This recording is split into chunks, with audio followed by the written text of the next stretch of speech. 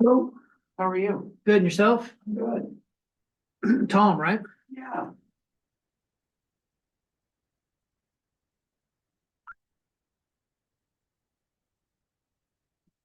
What's your name? Holly, I know you. I know I you. know, I know you. Ooh, You are from Canby. Mhm. I knew it. Yeah, we saw Michael and, who else was there? Oh, we saw Sam, for, New Year's. I knew it. Uh-huh. I knew it. Oh. That was cool. Bill, how you been? good, good. Yourself? Good. Yeah.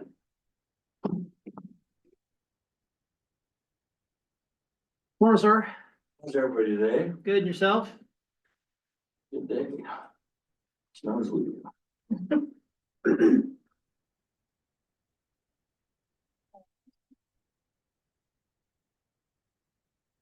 Robert, are you getting Justin?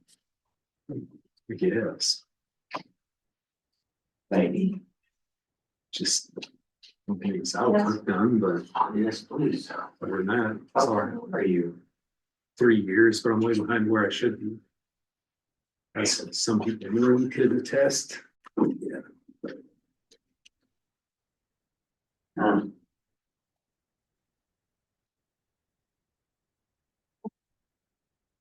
yeah, there's people that need their stirrup leathers replaced and they keep getting pushed back. Bill, other commissioners, anybody else here today? Is it just you guys? Commissioner Doro will be zooming in. Her driveway is, not passable. She was afraid she was gonna get stuck on the 3/4 of a mile coming to the highway. So she should be logging on here shortly.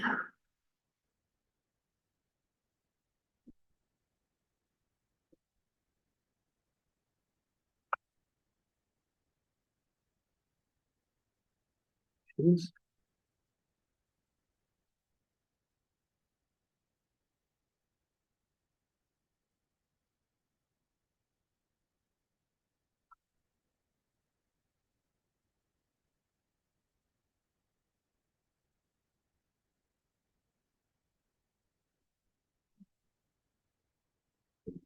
morning, Commissioner Doro. Sound check.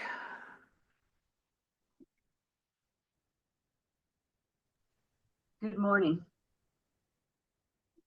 Hear you good? Uh,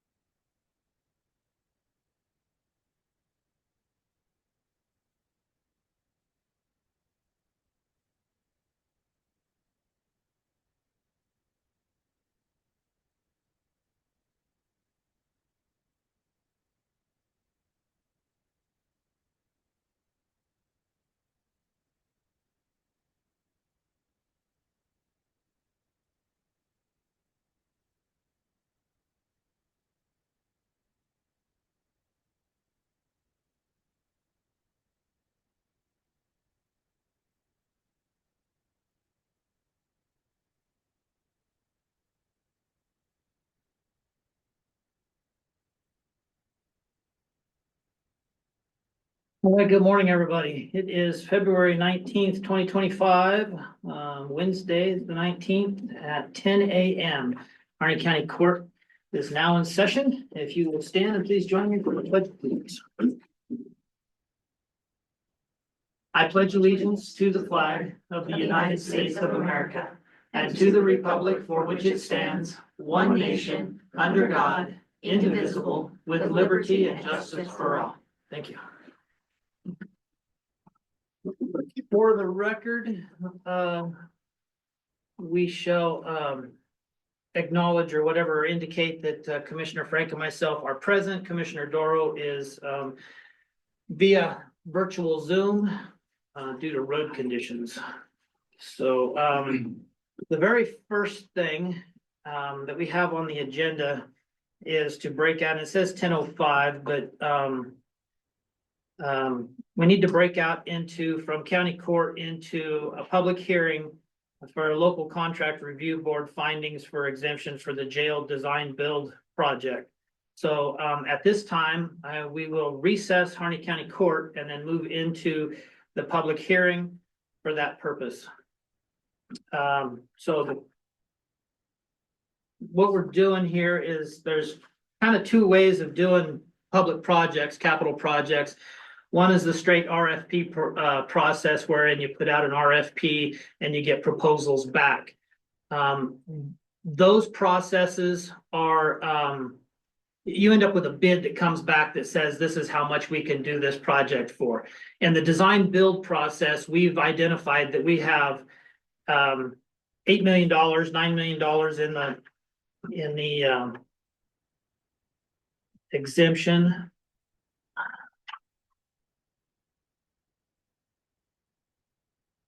The total available with all available funding sources for the project is $8,109,194. So what that then does is we request for qualifications from contractors that can do that project for us at that amount. And Tom, am I on track with this? You're more versed with this, but I want to make sure I got it right. So then they design and build what we can afford. Instead of saying, okay, it's going to cost 10 million, then we have to find another 2, we say we have 8 million and they design the project at that amount. And maybe a lot like our event center out at the fairgrounds, they might put on some extras beyond that to say if you ever come in to other money, then you can move forward and add other features or additions or whatever. So for that reason, in order to deviate from the regular RFP process, request for proposals, and enter into the design build process, RFQ, and then an RFP, we have to review the local contract review board findings for exemption for the Harney County Jail facility. The document has been made available on our agenda packet with the county court for public review. And I guess at this time, before I go to public, do you have any questions, Commissioner Frank? I do not. Commissioner Doro? I do not. Okay, so then I would open it up to public comment. Any public comment on the topic? No, not seeing any. Anyone online? Anyone online with any public comment on this process?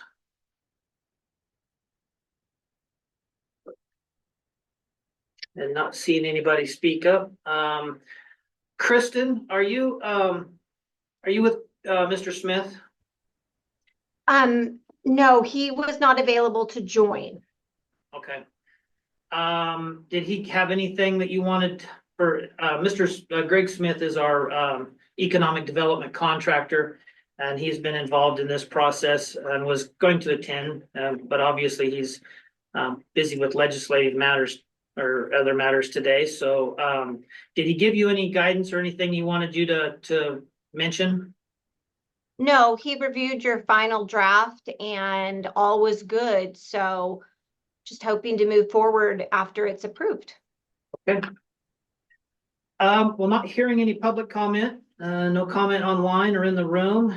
and commissioners, this is, Commissioner Frank, we went through the same process for the event center and did the same process. So, if there's no comment or further discussion from, Judge Hart, I don't have Yes. a comment. I have a question. Can you give me a breakdown just so I'm not confused on the $8 million? so on hand, right now, there's, So this system, as far as the cost. proposed $3 million from House Bill 5202, which was the courthouse annex funds. And we've been in conversations with Oregon Justice Department on redesignating those funds to be used in the jail construction. Okay, so Or- they won't specifically need to be used for court construction. They will, the language that we're looking at will be court-related services. So then the portions of the jail that would be for attorney-client rooms, remote virtual appearance rooms, access to the court itself, and anything else that we come up with that's court-related in services, then those funds would be able to be used for that Okay, portion so of construction. So there's probably not the full 3 million, but I don't know. What it'll come down to is once we get plans drawn and what the square footage of those portions of the jail and how Okay. much that would equate to. I don't know, it might be the full 3 million, it might not be. But by redesignating it also as court services, if we do have leftover, we can use or should be able to use it for any upgrades or modifications that we have here in the existing courtroom or courthouse as well. Now, we, and what was the other? There was 3 okay, million. so there's 3 million for that. You have to actually go on the software to show. And then currently right now, in the jail reserve fund is And then it's money that gets spent.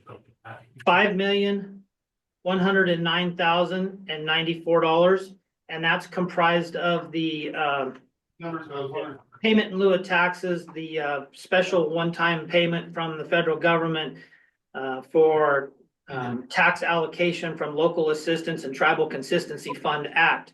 Those came to the county in two separate payments of $2,272,500 for a total of $4,545,000. And then the balance of that then is county contributions from the general fund and accrued interest for a total with the $3 million of $8,109,194. Okay, In addition to this, we have submitted a request for funding through the Oregon State Legislature for capital project. And on that, we requested $4 million. And at the time, I didn't know for sure whether we were going to be able to use the 3 million from OJD or not. So I would rather have had it submitted now and then either amend it or withdraw it if we didn't need it or whatever, versus then missing the boat to get it submitted. So there's potential for some more funds actually that we might be able to boost the overall project cost from 8 million to 10 million or whatever. okay. And when will we know about the 4 million? Is that after long session? Yeah, that'll have to go all the way through the legislative process, and then the governor would have to sign it. It probably wouldn't be completely done until September, whatever, Okay. before the governor signs it. But well within before our needs would be to expend it. Okay, thank you. So that's the roadmap for funding that we're hoping to receive and pursue. Any other questions? Do we need a motion to accept this exemption? Yes. Would the proper phrasing be, I move to accept this exemption based on the findings of the review board for the Harney County Jail Facility? That'd work. So move. I second. I second. See if I can rephrase that. So a motion's been made and seconded to accept the findings for exemption for the Harney County Jail Facility by the local contract review board, i.e. the county governing body, county court. Any further discussion? I think it's important to note for transparency for people that haven't seen this document, that the exemption from procurement through competitive bidding is unlikely to diminish competition for public contracts. It's unlikely to encourage favoritism and will likely result in substantial cost savings. So that's why it's important. And it won't throw a wrench in the jail process for the sheriff's department, right? Correct. The biggest portion of this, like I said in the beginning, is that we still have the competitive process because we've requested already requests for qualifications of qualified contractors that could do the work. And then through that, we will rate and score them and select a contractor for that purpose. Again, it's a competitive basis based on qualifications. And then after those qualified contractors are identified, a request for proposal will go out to those ones that were identified. And again, another competitive process in that. So it doesn't create a situation where we're going directly to a specific contractor or entity for this purpose.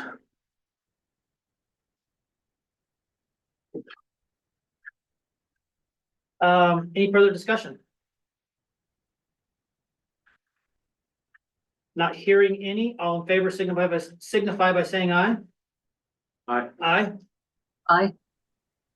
And unanimous. Motion carries. That clears up that. So, since that business is taken care of, we shall adjourn from the public hearing on the local contract review board for finding the exemption for jail design build project and return back to regular county court session. Next item on the agenda is any late items? Nope. Any late items, Commissioner Doral? I didn't know if any of the, it looks like you've got it covered under a new business item for county roads. So no, I don't have any late items. All right. Agenda approval then. I move to accept the agenda as presented. I second. A motion has been made to approve the agenda as presented. Any further discussion? All in favor signify by saying aye. Aye. Aye. Aye. And motion carried. Minutes approval. We have county court regular session from February 5th, 2025. Any corrections or changes? I did have one sentence that I added in that Holly York added in yesterday, and that was just the mention that I had made on the wildfire hazard maps, and that the idea that the county may want to go ahead and appeal it as a whole county, as well as individual people appealing. That was the only change. With that in mind, I move to approve the county court meeting minutes of February 5th, 2025. Second. A motion has been made and seconded to approve county court minutes for regular session of February 5th, 2025. Any further discussion? All in favor signify by saying aye. Aye. Aye. Aye. And motion carries. Next up is opportunity for public comment. We do have the roads topic. If some of you or a few of you are here for the roads topic, we do have that agenda item on the schedule. So if that's what, I mean, if you want public comment, you can go ahead and comment, or we can save it until that topic comes up. I will give people a chance to talk and exchange on that. So any other public comment or that?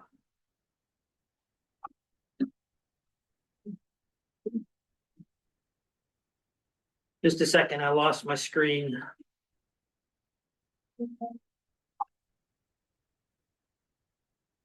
Sorry, everyone. Well, we're playing these chairs. You were concerned for our safety. Oh, no, he's keeping us safe. All right.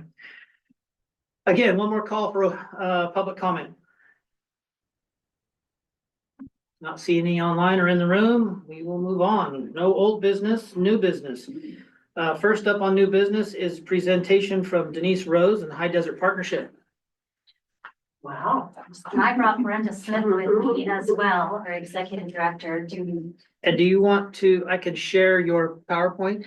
Yes, where would you like us to be so that everybody can see? The owl gets the whole room, Okay. so really wherever. We're fine, right? Yep. Cool, this is good then. This is good. So I'm gonna let Brenda start.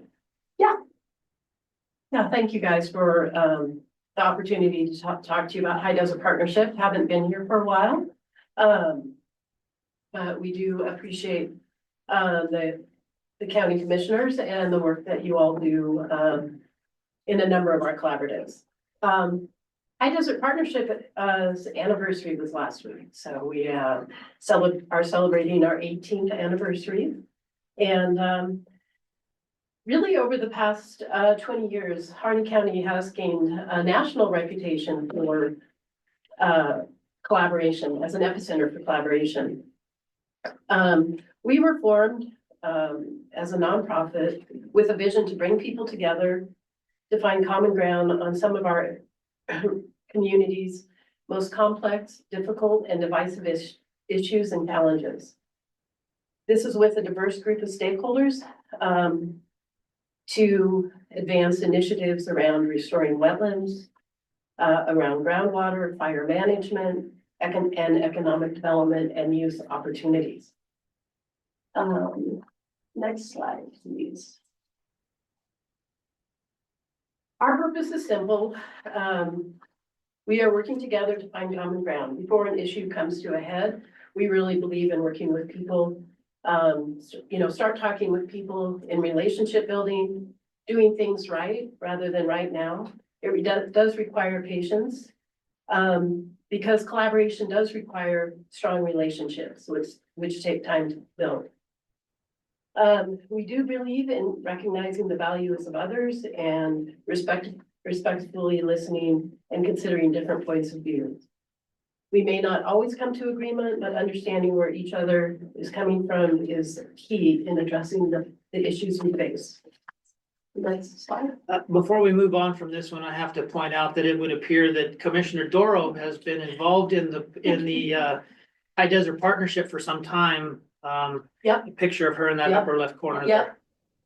And Picture that with my hand was 2016. So, not to date you, Commissioner Dora. Yep. So we convene and support 6 different collaborative groups. Each of these groups are working towards innovative solutions to solve ecological and community and economic issues. We are the only organization in the region that links these different collaboratives for holistic problem solving. We believe that you can't separate ecological from economic or from our community efforts. And what it means to support these different collaboratives is we have support for capacity and communications, grant writing, administration, and project coordinating. Next slide. And I just want to talk a little bit about where HTP is going and growing. Over the last 18 years, the first 6 to 8 years of the organization was led by an all-volunteer board that really worked to build the organization. So it wasn't until about the last 10 years that we've added staff, and we're now supporting 10 full-time positions in our organization. Our funding sources are primarily outside of the community. We bring in resources through federal, state, and philanthropic foundation funding sources. And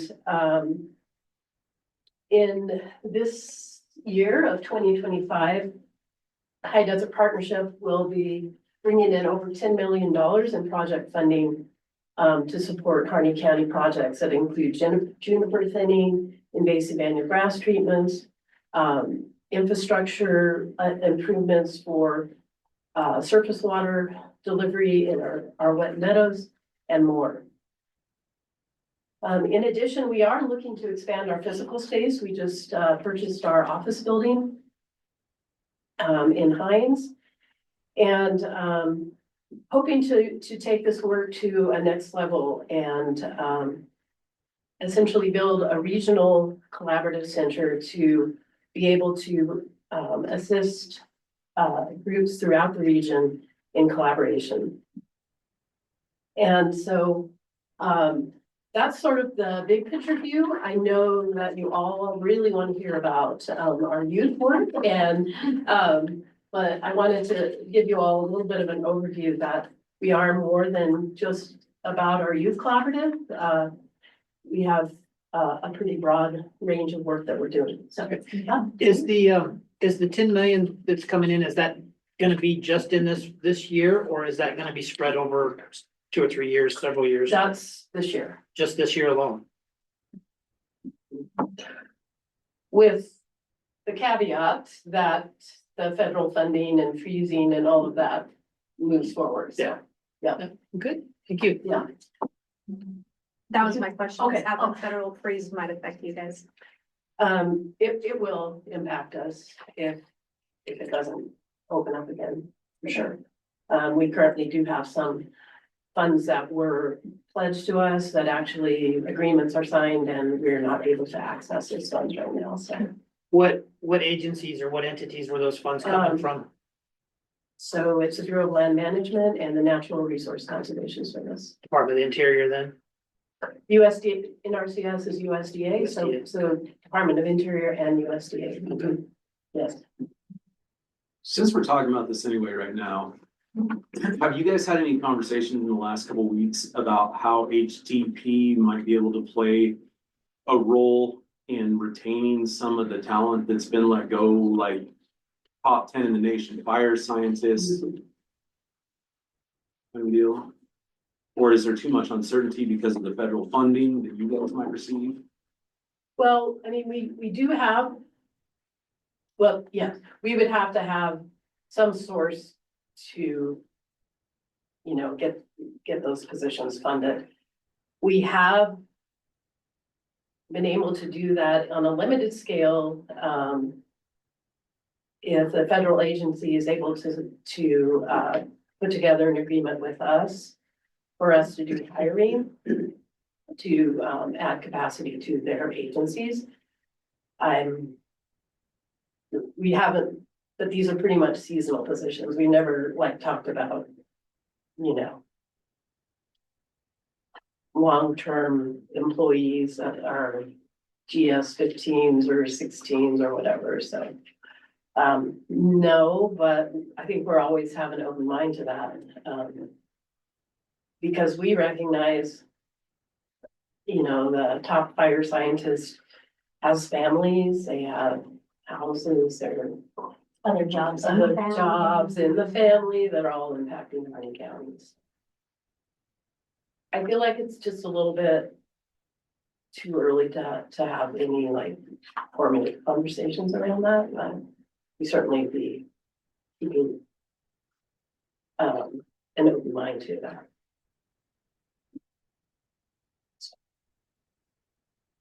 Okay, You're up. with that, and if you remember the 6 collaboratives, YCTC Youth Changing the Community is the collaborative that focuses on our young people and partnering with our educational entities in the county.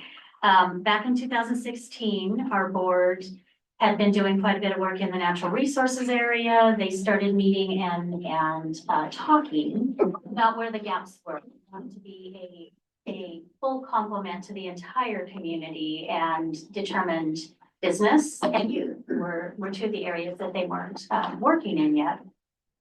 So as we moved along, kind of trying different things to get youth engaged in that process, 2020 rolls along, and we all remember 2020. The school district was having a terrible time offering electives to students that weren't allowed to come into the building. They didn't have credit capability, unless they were able to hook up with some kind of online resource. And HDP came to them and said, how about an internship program where children, older children, are able to go into businesses, learn hands-on, on-the-job skills, and get elective credit for that. And I really credit Burns High School for kicking off this effort because they definitely said, let's talk about it. Let's open the doors. Let's talk about it. Crane jumped on board right away, and now we serve both Sylvie's, Crane, and Burns High School students. Next slide. So this is, as I said, we started with the internship program that as Youth Changing the Community met as a partnership collaborative, we started talking about all the different ways that we could be serving youth in our community. And this is the result of about a year's worth of work with our partners. When I say partners, it was everybody from school district personnel, parents, youth, business people. We had a variety of people join in. And these are just kind of, obviously the internship programs up at the top, but these are other areas that feel like they could serve the youth in our community, all the way around to early career internships, which are those kids that are getting ready to graduate and pretty much know where they want to go. And we try to get them hooked up with an internship that gives them a real hard idea of, now this is a solid experience for you. Is this what you want to do? Or is it not what you want to do? Career prep and college prep happens a lot in conjunction with the two high schools. At risk and understate care, we have been working with the OIA a little bit. That one's a little more difficult. No internships for those boys, but doing some kind of career connected conversations. Trade schools and skill training, this is a big part of what we're doing. And I think that the school system definitely recognizes that they've got college kids and then they've got kids going directly into the workforce. So that's been very helpful to work with them. And then the post-high school kids that are headed to college, we're doing some work with application processes, scholarship application processes. Essentially, when the schools call, we say, well, let's see who we can find to help you fill that gap. So next. Go ahead. Real quick, like in your internship programs with all the different employers and they're, taking advantage or participating. Do you have, or do all of them have some kind of curriculum associated with their internship, or a list of goals or objectives or Yes. something along those lines? Yes, the business process is you fill out a registration for the business and you're asked to define 3 learning objectives, which the school then uses to apply to the student's grade when they finish their internship.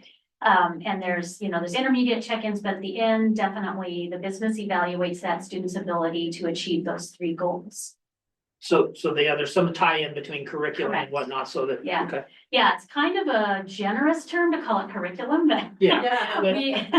we definitely have a lot of businesses that are teaching students the basics, like how to show up, how to call when you're not showing up, how to look appropriate for the atmosphere. Don't wear flip-flops to the welding shop, that kind of thing. So they're learning a lot of the soft skills as well, which is helpful.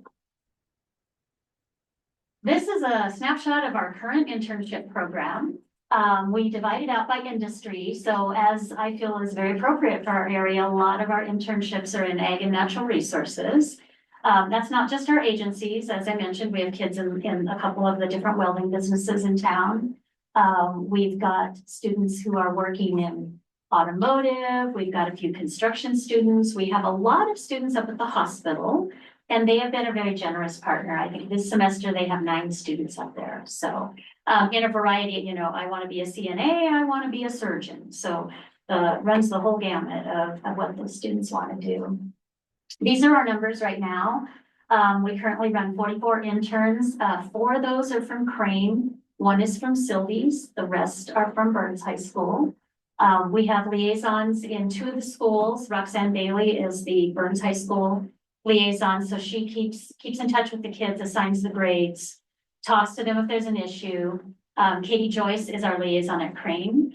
and equally helpful.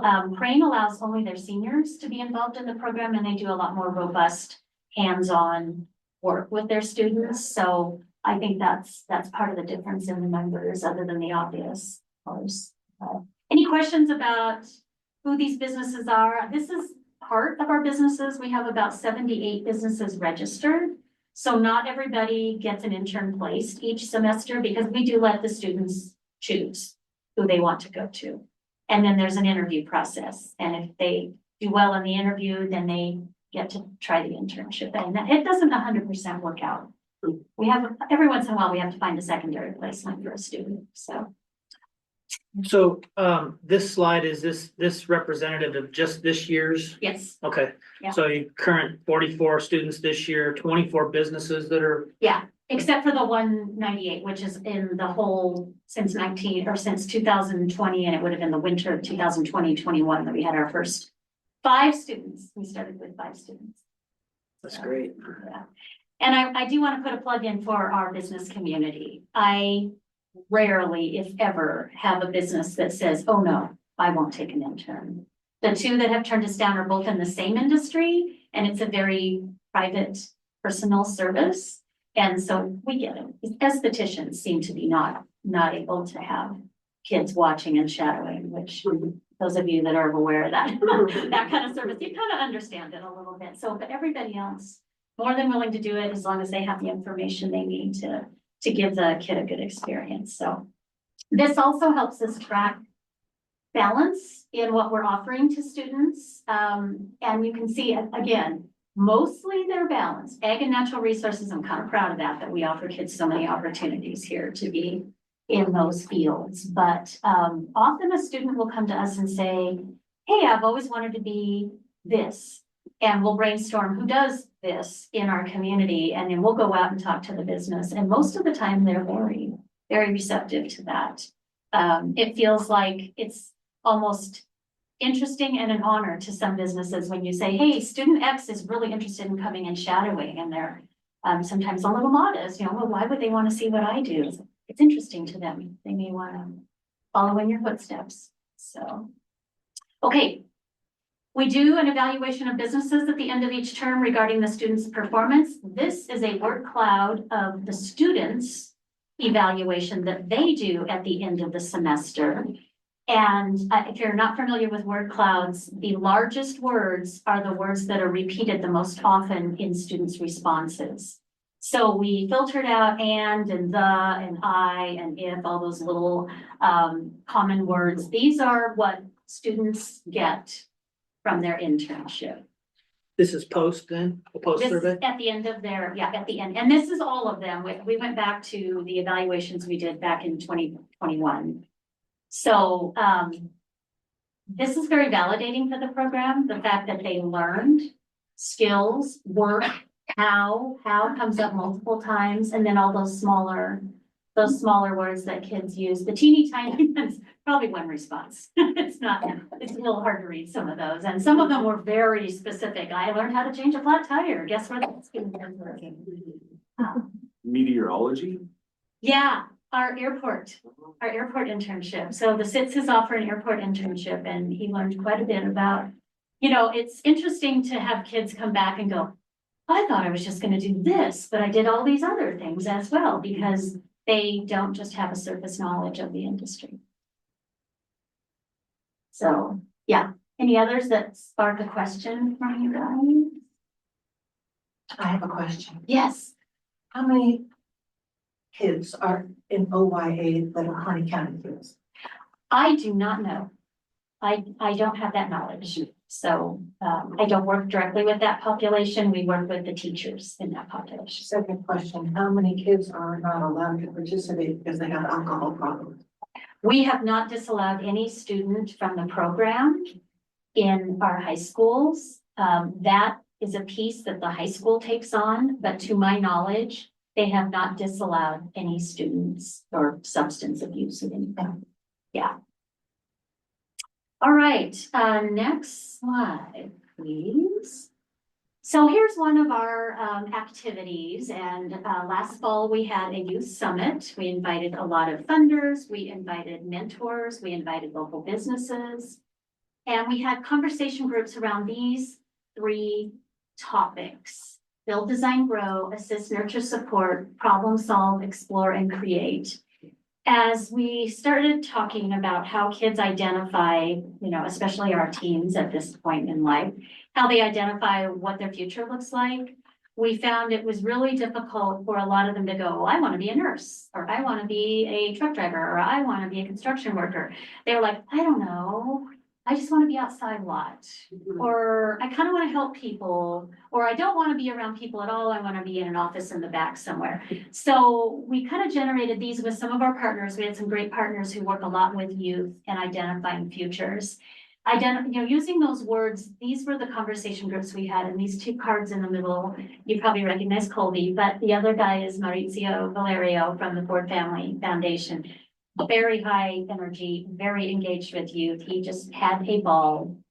But we had high school kids coming to these conversations, and we had mentors and adults in the community talking with them about their personal career pathway and how it might fit into build, design, grow. I mean, you can take a guess. Build, design, grow were our construction workers, our ag people, our engineers, our designers. We had assist, nurture, support. Those were our educators, our medical personnel. Problem solve, explore, create. That one got interesting because we matched several artistic people, but then also mathematicians and scientists, because they're exploring and problem solving. So this board here is open for anybody to borrow if they use the Foundry building. It is I live in Harney County, and here's my job history. And it was really interesting to see how many people consider themselves rural, who consider themselves 1 or 2 jobs. I haven't had a lot of jobs. That was a question we asked there. When we got done, we had this really interesting web of all the people who attended the summit. So that's one of our activities. We had a lot of educators come, and specifically we had people from the AVID program in the Burns School District. I don't know if you're familiar with that program. It's advancement via individual determination, which is kind of a really fancy phrase for they are working with students in specific classrooms to build note-taking skills, life skills, how to get through school, how to organize yourself, how to learn the things you need to learn to be an adult. So that was good to have them there. Is this a relationship? Is this a regular exercise at annual meetings or something that you do? It's not. I happen to know a recently retired person who made that for me. But it is still down at the Foundry, and these are just stick-on topics. So the concept of building a web based on 3 or 4 questions. Again, we would be happy to loan that to anybody who wanted to use that for an event. It was very noteworthy, and a lot of the evaluations from that event said, we really like the string board thing, whatever you call it. Yeah. Visual aid. Yeah. And it you can see it engendered some good conversations, which was the point. Okay, so you may see some familiar faces here. These are some of our interns / students that participated in Art in the Park last summer, and those were more grade school kids. That was kind of our first foray into how can we support grade school kids. Found out there's not music in the grade school right now. There's not a lot of art type of activities other than what happens just in the classroom. So a group got together and started drumming up names, and Art in the Park was formed. We had 8 weeks. A different artist or musician came each week, and you have questions there? And we opened it up to 6 through 12-year-olds. So down here, we've got there's an early careers intern doing summer work. We've got a hospital intern. We've got Hines Middle School class there with the orange chairs, listening to a presentation by a business person. I don't know which one came that day, and these 3 gentlemen were summer monitoring crew for HDP. They had those jobs that Brenda was referring to as far as working with agencies and other people who are gathering information. in the field in the summer. And then our little art in the park kids, we were in Gino's gym. We had it at Washington Park and we were in Gino's gym for 3 weeks because of the smoke last year. So thank you to Amy and her crew for letting us use their gym. Wow. So going forward, we're pretty excited to be working more and more with the school district AVID program because that feels like a space where the kinds of things our partners like to do fit into the school district. We're not going to be teachers. We're not going to be curriculum development people. I also want to make sure everybody's aware that Treasure Valley Community College has hired an engagement coordinator to be in this community and to work with not only high school students, but adult ed to get the TVCC presence in Harney County out there for people to use. And we're pretty excited. She started 1st of February, I think. Have you met? You probably know her. It's Darcy Patterson. Oh, Yes, yeah. Yeah, she's on fire. She's she's getting a lot of stuff done already. And YCTC intersects with her as we help high school kids who need electives or who are looking to go to college and want to take online classes early so that they can graduate with some credits, put them a little bit ahead of the typical college freshmen. So we're excited about that. Also, the career fair for high school students will be March 11th at the fairgrounds. And in our effort to kind of help support some of the things Hines Middle School is doing, we are offering the first hour of that career fair to 8th graders. So we won't be mixing the high school and the middle school, but we will let the 8th graders come for the first hour, then they'll leave, and then the high school kids will come. So Is that coordinated through the middle school? They're just gonna bring all of them down? I don't know how many they're gonna bring. It'll be interesting because they only have an hour, and we probably will have, we typically have 25 to 30 different vendors there. A variety of businesses, agencies. We've got some military recruiters. We've got education people from 2 or 3 colleges come. Just, it's not a job fair. It's a, hey, I'm thinking I might want to be a game cop. Tell me all about that. What do I need to do? Do I have to go to college? Can I just go to training? Can I start on the job? Yeah, it's a chance for those kids to talk directly to the people doing the jobs. So.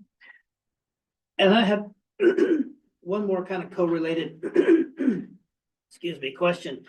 Over the past couple of weeks in different board meetings that I've been in and whatnot, there's different scholarship opportunities out there. Is there a central point here in town where I can refer those to that you know, then the That's a good students? question. I think that there has been in the past, and I know supporting our students, the Harney County local group has done quite a bit of work. I don't know that there's one concerted resource for that, but I would think if they check at the high schools, they're pretty aware of the scholarships.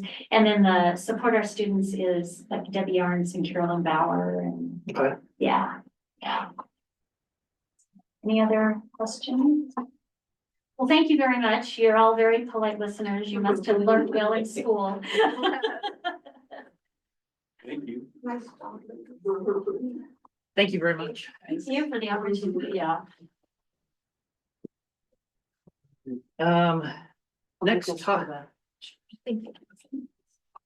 Next topic on the agenda is county roads, and I got a call from Matt Davis from Andrews about the topic, and I'm gonna let you present because I'm not exactly sure what the points are.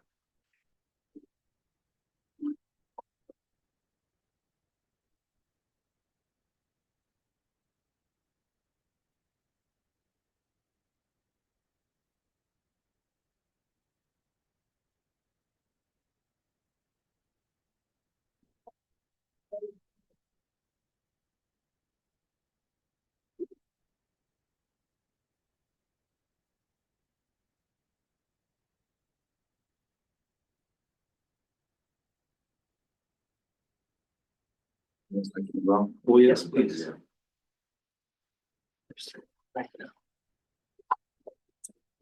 Commissioner Doro, I'll put this in your box for you.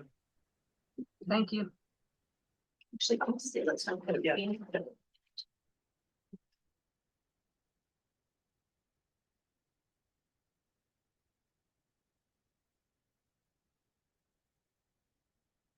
Yep, let's jump right into it. I would like to start by thanking everyone in attendance. I'm handing out our questions and several definitions. As an owner of a tax-paying corporation of the county, I appreciate today's consideration. Senator Merkley has recently stated, "Restore our soul." And everyone should visit all the counties in Oregon. If one downloads the 2025 Oregon Treasure Request, it states the Alvord Desert as the first point of interest for Harney County. This demonstrates the importance of our county roads. In the past, there were resources available to maintain the East Steens Road. This resource is still available. Would there be interest in reestablishing this relationship?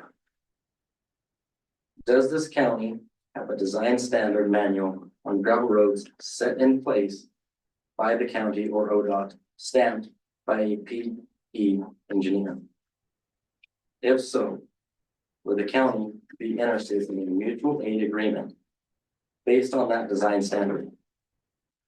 Is there a third-party radar condition rating on the roads to determine condition to accompany the PE engineered design standard manual? Will this body allow a short due diligence period to determine up-to-date cost?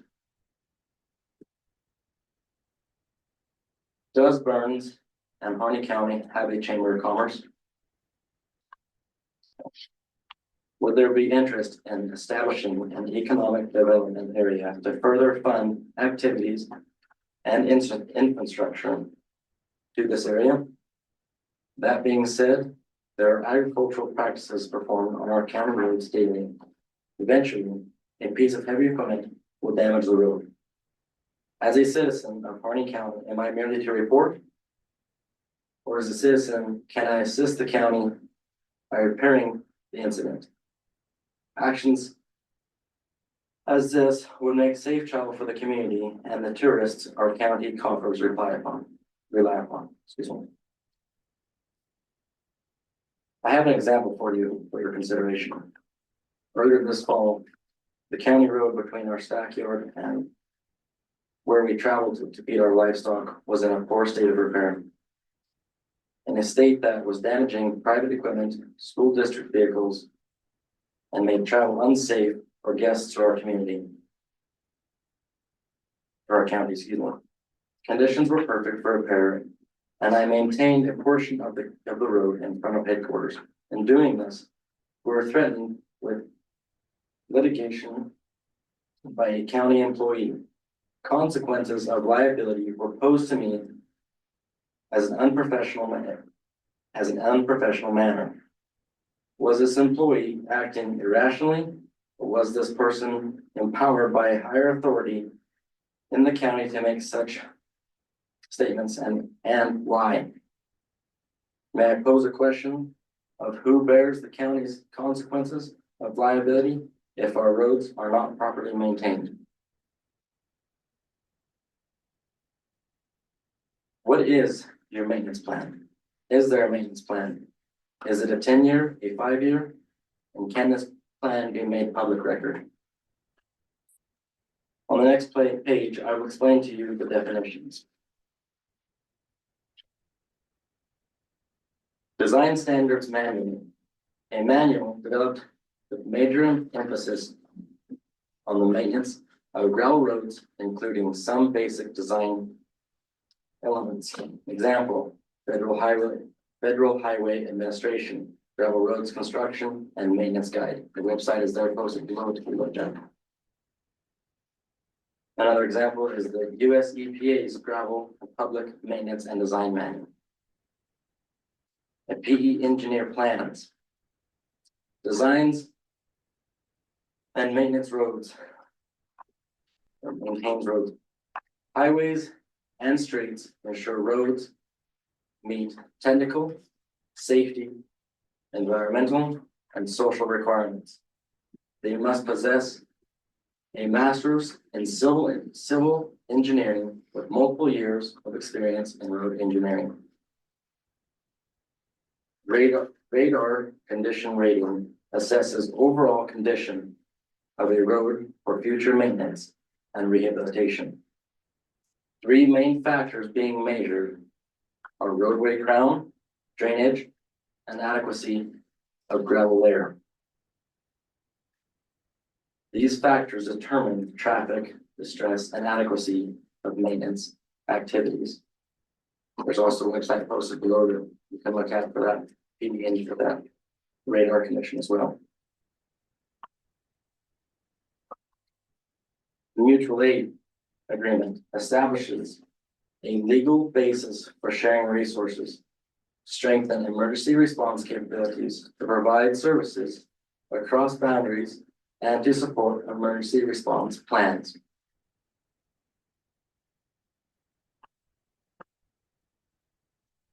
Currently, the grade of the county road is inverted, creating a trough where water stays in the path of travel.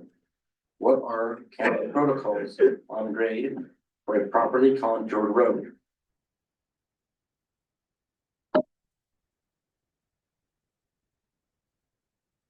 Is your current employee full-time or part-time? If part-time, this available resource outside current employees can assist. It will shorten the time frame for opening the roads for tourists, students, and private employees on the roads. Thank you.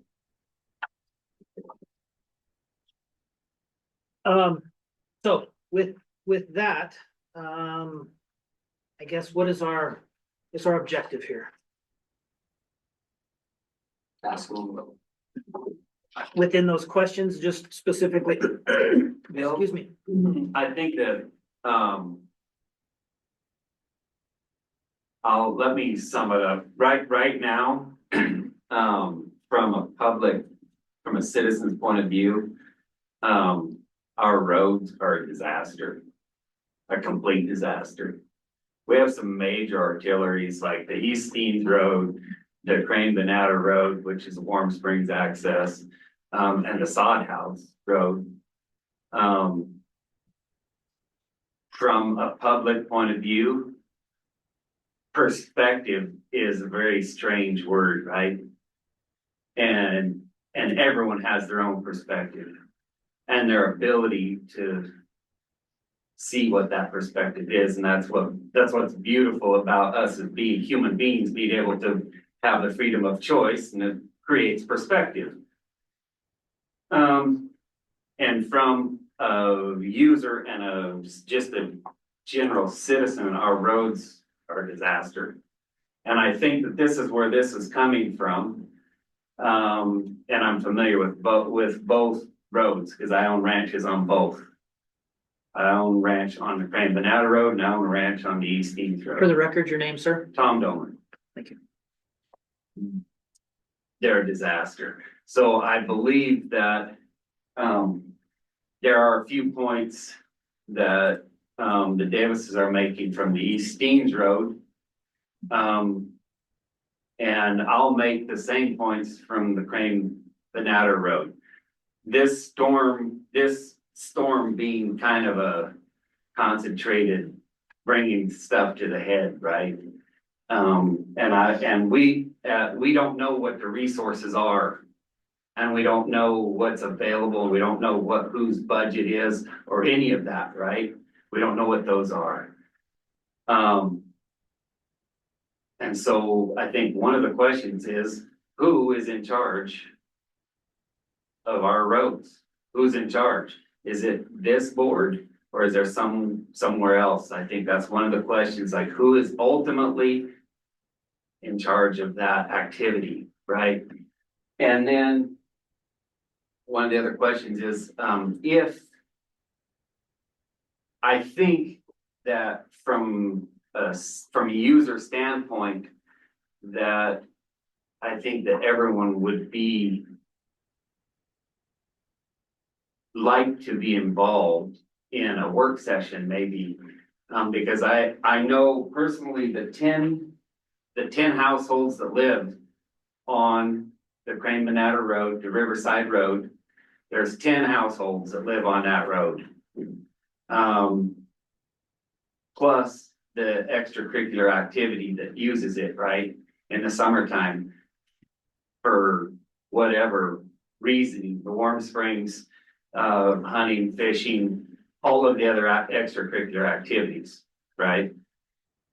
And, all 10 of those households would volunteer for a change in road maintenance methods. Whatever those methods are, they're not happy with the current method. Whatever that looks like, right? And I believe that the East Steens Road is in the same, everyone that lives on that road is in the same condition. I spoke with John Maley yesterday on the East Steens Road, and he's at the point of putting in a toll booth to help pay for some maintenance, because from our perspective, it seems the county does not have the funds to properly do it, right? That's the perception that we have. And so we want to start a conversation. So I think that will help you understand a little bit where this conversation is coming from and what we would like to discuss. Yeah, so it does define the purpose here. So it's a discussion. We'll open up a discussion on budget, funding, availability, staffing, 10,000 square miles of county to maintain roads within that county. So I think there are a lot probably of topics that can be clarified on both sides, identifying needs and capabilities for the county. To your question as to who's responsible, it's the county court. The road department is a department of the county court, so ultimately the county court is responsible. As far as the management within that department, our roadmaster is responsible for determining those maintenance schedules and availability of resources to do that. So I agree, and I think it would be a good idea to schedule a work session to open up those conversations, agendize it so that we specifically know what we want, topics we want to hit, and where we need to go with that information. So I would now ask, though, that the roadmaster, Mr. Drusella, and some of those points, I don't think we need to hit everything, but just some of the bigger points, maintenance schedules, availability of staff. I will mention before it even goes to him, though, on the budget, on the financial side of it, we don't have any increased revenue sources within the county that would help us along these avenues. This year, the Secure Rural Schools funding, which traditionally goes to schools and road maintenance in the county, is delayed. We hope we'll get it before the end of this fiscal year, before July 1, but it's entirely possible that the federal government may not appropriate and get those funds out to us until after July 1st, which puts us into the next budget year, which would create $1 million deficit within our road department. And this year in the budget, we're already dipping into road reserves, operating reserves. So that's a big part of it, is just availability of funds and resources. And I'll speak to that right off the bat. Correct me if I'm wrong, but that portion of the SRS, the Secure Rural Schools funding that goes to our road department, is by far a majority of what we fund the road department with. And right now, legislature hasn't passed that through. And like Judge Hart said, if they do, it'll be way later in the year. But if they don't, we won't get that funding. It's a substantial, It's majority of that. $1,040,000 this year, I think is what we had budgeted. Huh? 25% of. Yeah. So that's a very big chunk of it. And again, with a county of our size and trying to prioritize and put the rubber on the ground where it's needed the most. But to that point, Mr. Drusella is aware of the needs and the priorities. So, but maybe we need to look at that some more and kind of discuss it. But just a second. And Sorry, yeah, before he speaks, sorry, I just want to ask that. And your name, ma'am? Sorry, Dylan Hart. I think part of helping with the cost would be, and I don't know we haven't been there very long. But plan on being there a while down in Andrews and, my husband has worked for years in, public service in general, being the deputy. My brother, is actually the head of our road and bridge department for our county.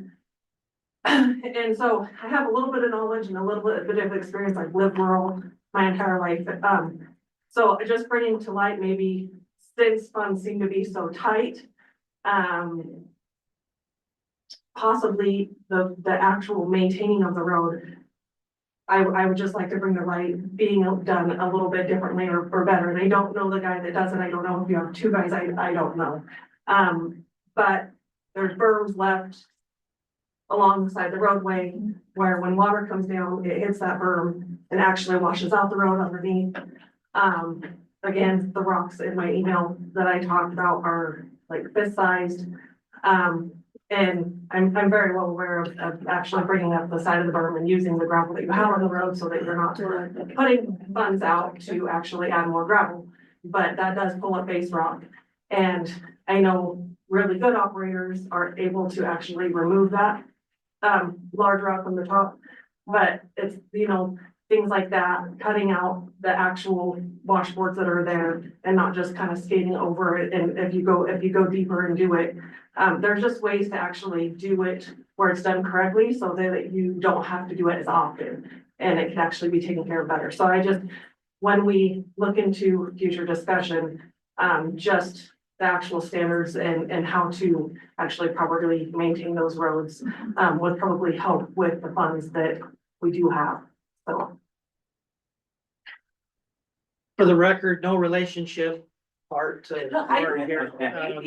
But we'll have to discuss family tree later on. So yeah, to answer some of those points, concerns, I appreciate you coming in, expressing those concerns. We've had conversations on the phone periodically. I know Paul, you and I have at junctures.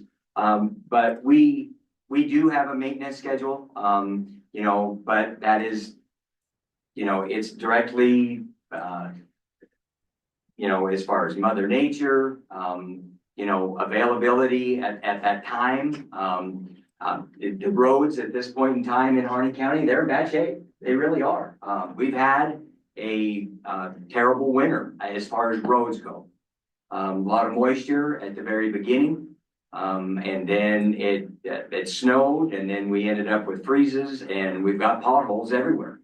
But I can't technically deal with those potholes until things dry out a little bit. We can groom it and put some material, if available, in those potholes, you know, from the surface itself, pull it, and make it, you know, to where it's tolerable at this point in time. Tom, on your road, you know, you've got my most senior blade guy, Travis from Druzy. He regularly maintains that road and he takes, I can honestly say that guy takes pride in every single thing that he does. He hasn't been there lately though. No, not lately, because I've got a new, and again, that goes back to staffing.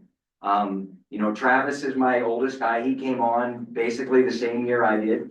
I've got, two individuals, one in Diamond, one in, Andrews, that have been on the job for 3 years. Haven't seen a winter like this, haven't been exposed to certain things. And then the one you're referring to, I've got two that are still on probation. He's learning how to, you know, blade snow. Couple of roads he missed. You know, he did, you know, he missed the road in Princeton as far as the cutoff road. I think he missed the Crane Cemetery dump road.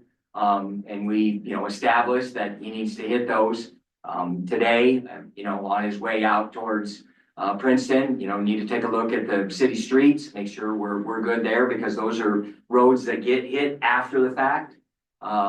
So yeah, I mean, I've got a young crew that we're working through the dynamics of trying to figure out you know, the best way to do it. You know, the way that we blade a road, is gonna have, you know, there is gonna be some oversize, contamination. Yes, there are ways to take that off. And we don't try to leave that on for a very extended period of time. I'm not saying it hasn't happened at some point in time, but we try not to do that. But where you indicated in one of your concerns or topic points was, we had placed rock on that road. We placed 3/4 minus.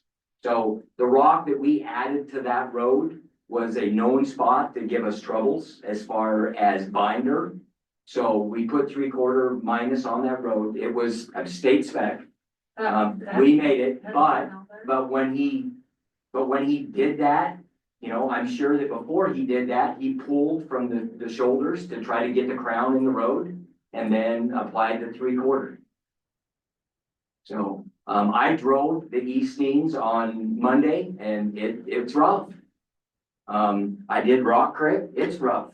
I haven't been out to Crane Banana lately, but, I'm sure it's the same way. Island Ranch, Double O, you know, they're bad right now. And it isn't for a lack of wanting to do anything.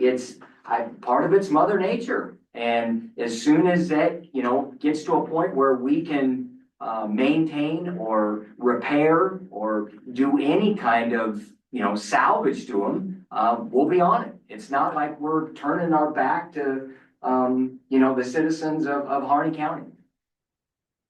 And can I add that I don't feel that way. I'm not trying to be rude. I really No, don't. that's fine. It's just a legitimate concern. I mean, I worked for, as a secretary for a fire department, EMS department. So it's just a legitimate concern that I think we're all here trying to figure out how can we help? Like, is there a way to help? How can we as a community do better? And I think the biggest thing is communication, and you know, that's, the biggest thing for me. You know, again, there's gonna be that dialogue and communication. Hey, I've got an issue. I had one on Monday that I should have been off. But I got a call from Gary Miller and said that Rock Creek, there's an issue. I left immediately, ran up there, took a look at it, made a determination, and we made a game plan. But you know, there's certain times when I can't drive every road, and you know, there's, you know, I mean, Kenny's on that road. I drove it on Monday. He was blading, basically from the south end of pavement, and he had made it just south of the hot springs. Was it perfect? Are the conditions perfect? No, but he got it to where, you know, you can travel it. They're soft. You know, in fact, I even stopped one time to make sure I didn't have a flat tire. I mean, cause they're soft. Got a call from Lou Davies today saying, hey, listen, I think the bottom's dropping out of Virginia Valley. I'll go take a look at it. You know, it's winter and, they're bad. Get over it. I was happy to hear Judge Hart suggest the possibility of a work session. I think that having a work session to discuss some creative solutions for our roads and maybe invite the sheriff's department as well, because in that letter, but it's been brought up by other people, public safety is a concern, especially in the further reaches of our county. And I don't think a work session to discuss how we could creatively find solutions when we have ever reduced resources in terms of manpower and funds.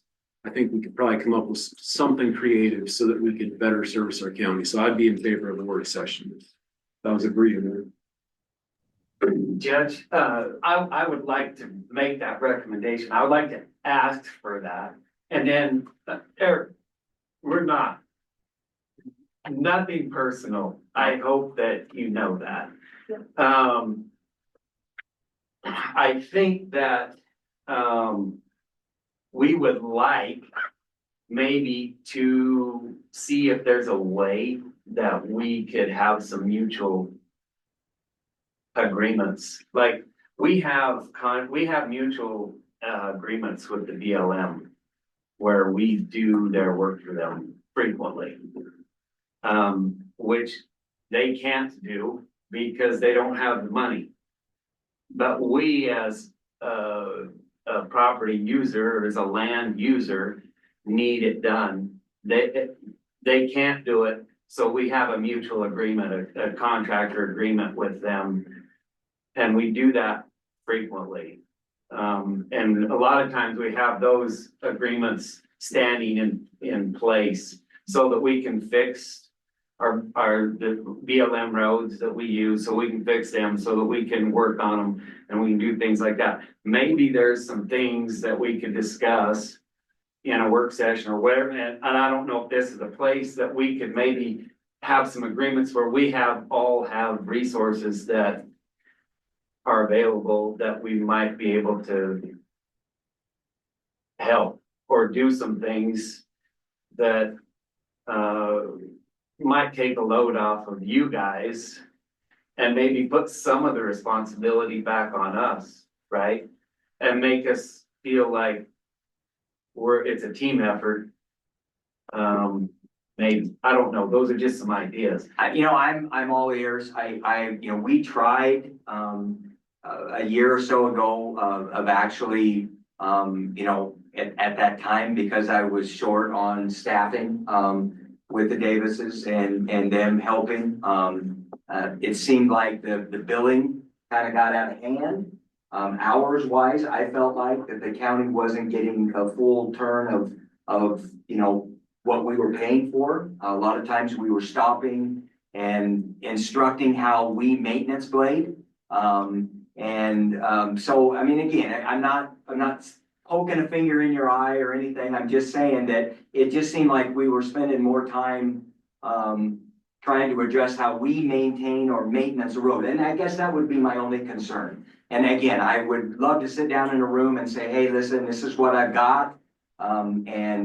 This is what I could perform, but it's got to be still in the realm of, what we typically do long-term as far as pulling and putting the crown back in it, and then the summer months come along, it gets dry, there's no moisture, so you're skimming, you're trying to skim those washboards out. You mentioned going full depth. Well, if you do that, you're gonna powder the road out.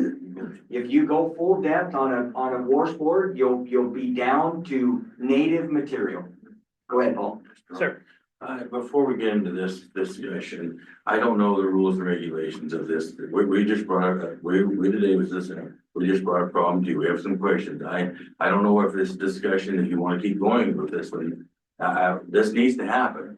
And I'm not here to point fingers, and I don't want to cause something. I have lots of questions to ask you. I don't know how much time you have for this party today, but I don't want to put this off, but I do think this needs to be handled. If you want to handle today, I have a main questions. And I'm gonna call BS on a lot of things here. We have a lot of clarifications that needs to happen, but you got a county that's, you have some residents that really upset in the situation right now. And I think you guys are taking the easy road, but I'm not gonna, how do you want to handle it from here forward? Well, I think it does go deeper than just what we can cover today. And I think we're definitely gonna have to schedule a special session just to deal, or a work session just to talk about this topic. We get that in the next few weeks, get something scheduled. Bill, I'm gonna ask you, this who moves pretty damn fast. We've been pretty cooperative with the county, but I see a problem. Eric just mentioned this is a flute beer, which it kind of is, but it's not. But you're gonna have a hell of an issue here coming up pretty soon. The creeks are gonna ride and it's gonna push roads out. I've got a pretty good relationship with Eric in the county right now, but I'm kind of sour right now. So we need to I'd like to work together, but if we can't work together, I'm gonna sit back and let you guys have it. So I'm gonna ask for a little speedy on this thing. You bet. It is, as I mentioned, budget season, lots of stuff, legislative stuff going on and everything, so, I would imagine probably. Commissioner Doral, Commissioner Frank, do you wanna look at schedules? Schedule it right now.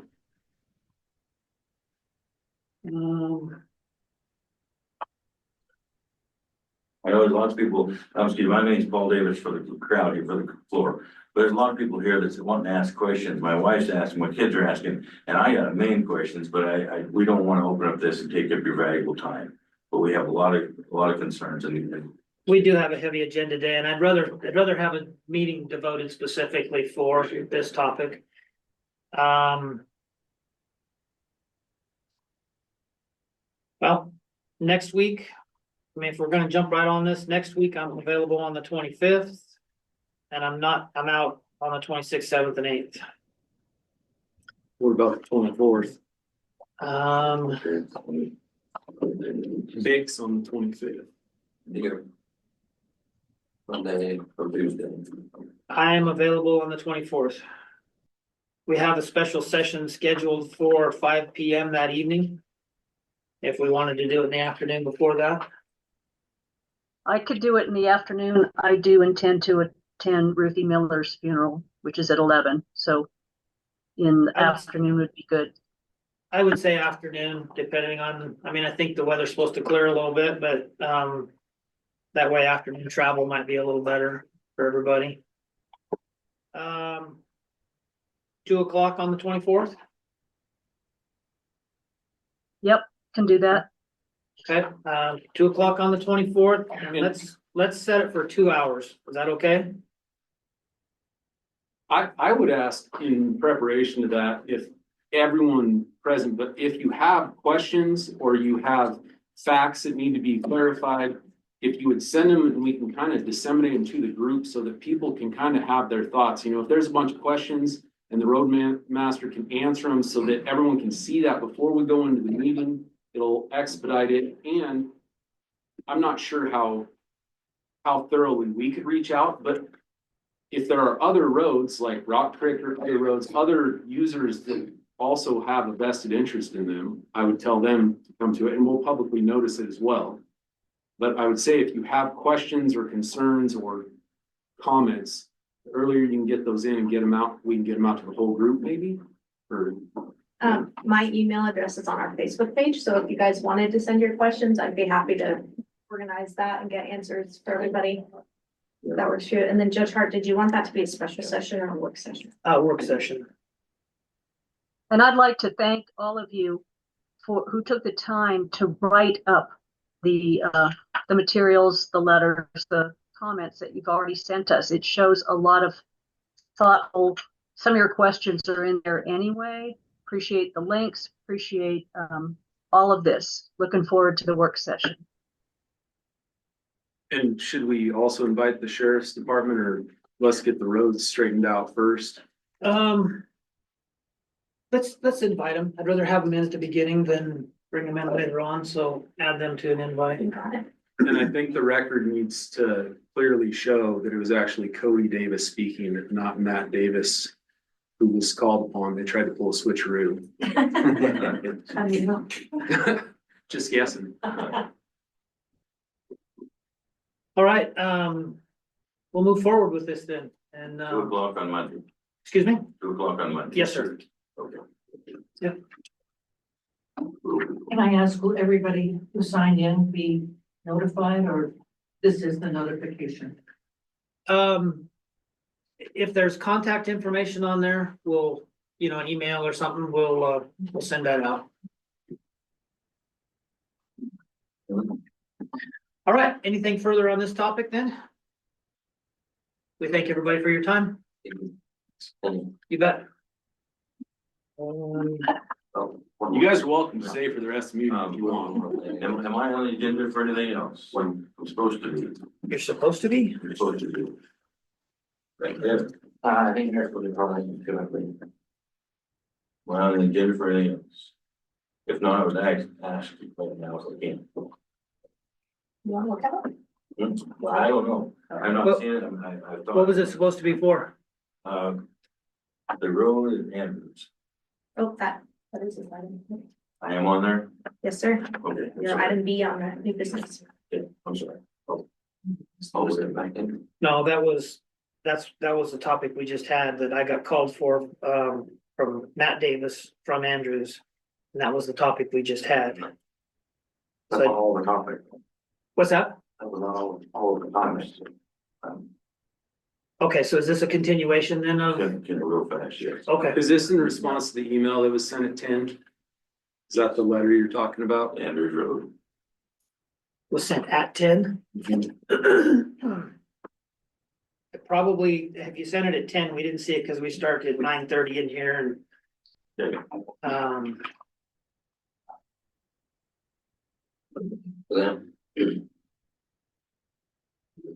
Well, if I'm not speaking the bill, I'm not. Sure.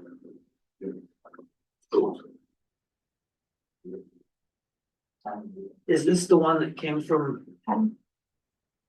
No, this is a new one. that's Is that a different one? that's one from the Hearts, isn't it?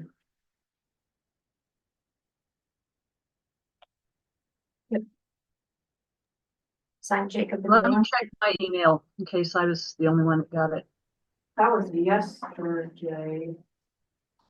Paul Davis this morning at 10 o'clock. This letter. Okay. We all got it.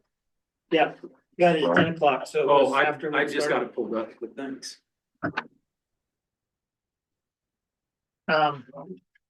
Did the roadmaster leave already? Go outside. He's talking to the phone. Eric, we haven't got a continuation on the road stuff. Oh, All right, Mr. Davis, we're in continuation of the topic here then. My apologies.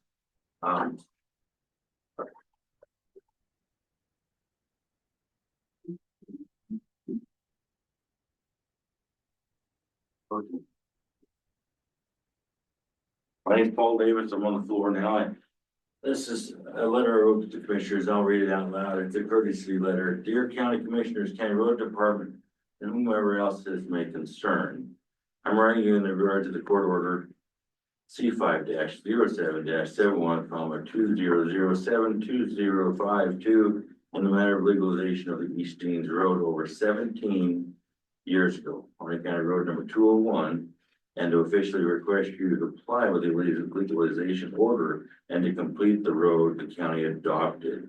It is clear from the county, from the court order on file, that is ordinance with ORS 368.206 to 368.221, the East Deans Road, HC Road number 201, in the following points from the southwest corner of section 334 to the northwest corner of section 26. Township 35 South, Range 33 East, has been certified, notice of public hearing, and has been surveyed and posted, and a public hearing has already been held. There being no unresolved claims made under the proceedings that has been said and done in the courts, but not completed nor completed with the county road department. I also request you to comply with the further order of the portion of East Deans Road as described above to be recognized as the county road system and the funds expended for its maintenance.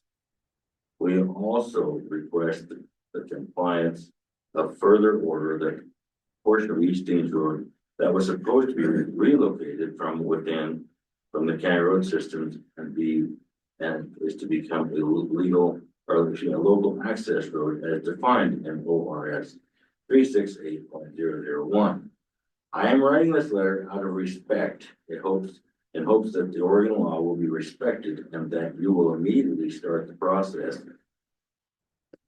of the county road as ordered, and that further steps to get the county to comply with this order will not have to be taken. I feel like this is a story. I feel like the historic quality of the town of Andrews needs to be captured, and the safety of the residents of the town of Andrews needs to be prioritized and complying with the legalization order in this place. We have been more than patient for more than 17 years in exceeding an adequate time allowed to have this taking place. Thank you, Paul Davis. So in a summary, is this in regards to the road diverting around? This is in regards to moving the road at Andrews, yes, and it was adopted and done 17 years ago, and the county has slacked in moving the road. And I want it done. Yeah, I'll definitely have to look into what the agreements and order was and everything, but do you have any update on this? I don't, when it was, it never really was discussed, in the first 15 years that I was here. I do know that the survey work was done before I came on. And it was, an option to do. And it just, we never, continued down that line. And then when we, put out, basically to the public that, you know, we did get awarded that money. I'm hoping that it's still available, to pave, that 10 miles on the south end. Paul expressed that he wanted to pursue that and wanted that around Andrews. And then I ended up with a phone call from a relative that did not. And that person that did not ended up with the split piece of property and was opposed to it. So that's where I left it. I basically told them, both of them, that I wasn't gonna get in the middle of a family squabble. And I proposed that road like it was to the Federal Highway Department. No changes, no nothing. And I expressed at that time that if we throw changes in there to build that road around there and change the scope of the work, that it could jeopardize the funding for the project. Didn't know that, but I said it could. I don't know that. So that's where it's at this point in time. Can I ask you a question? You said that was an option, but the actual order that's in place is an actual order. So how come it was an option if there's a legalization order saying that it's done and be adopted?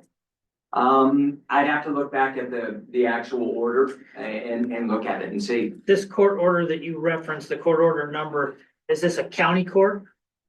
Or a state court order? County court. County court?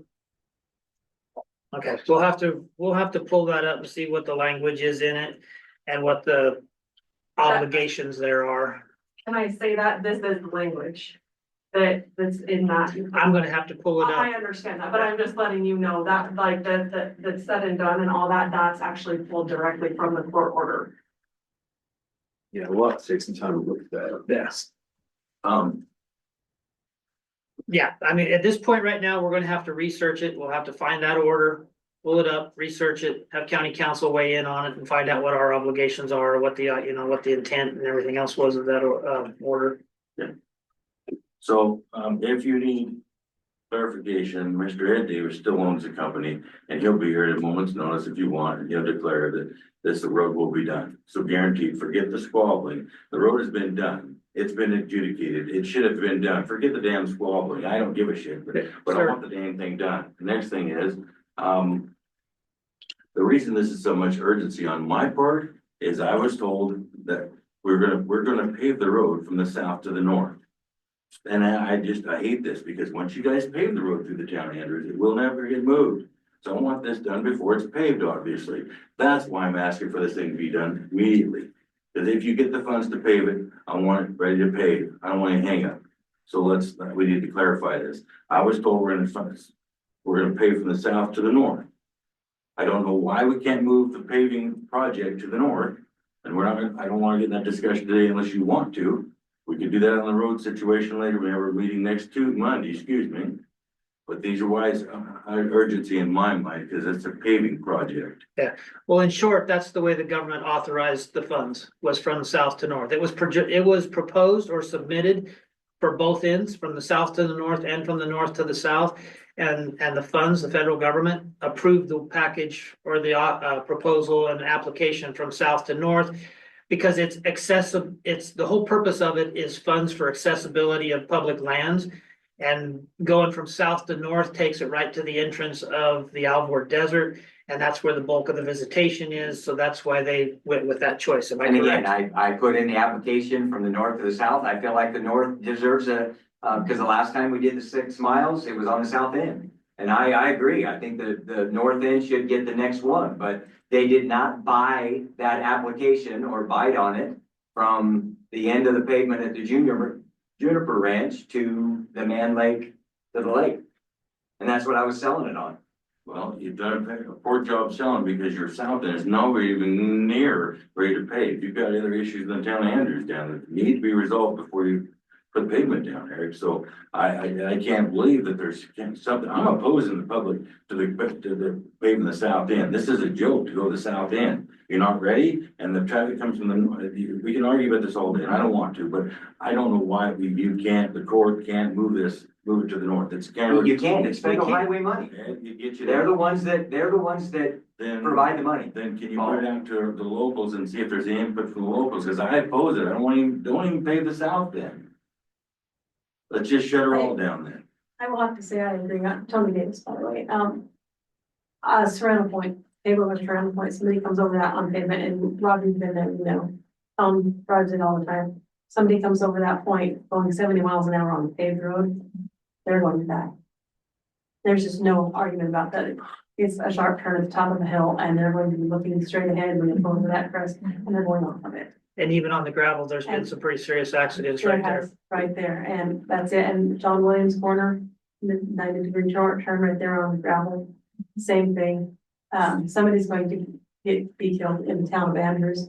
You come through there, yes, I realize there's speed limits, there's flashing signs, all the stuff, not that people are going to pay attention to them.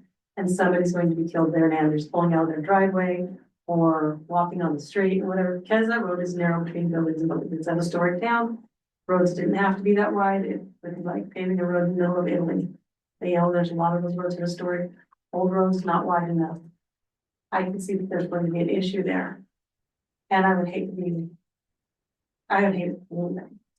I would hate that. I used to be an EMT. I responded to a lot of accidents where people were not paying attention, even if there was a road sign, 90-degree turn ahead, and they're going 70 miles an hour, they go right off the corner, they're gonna do it.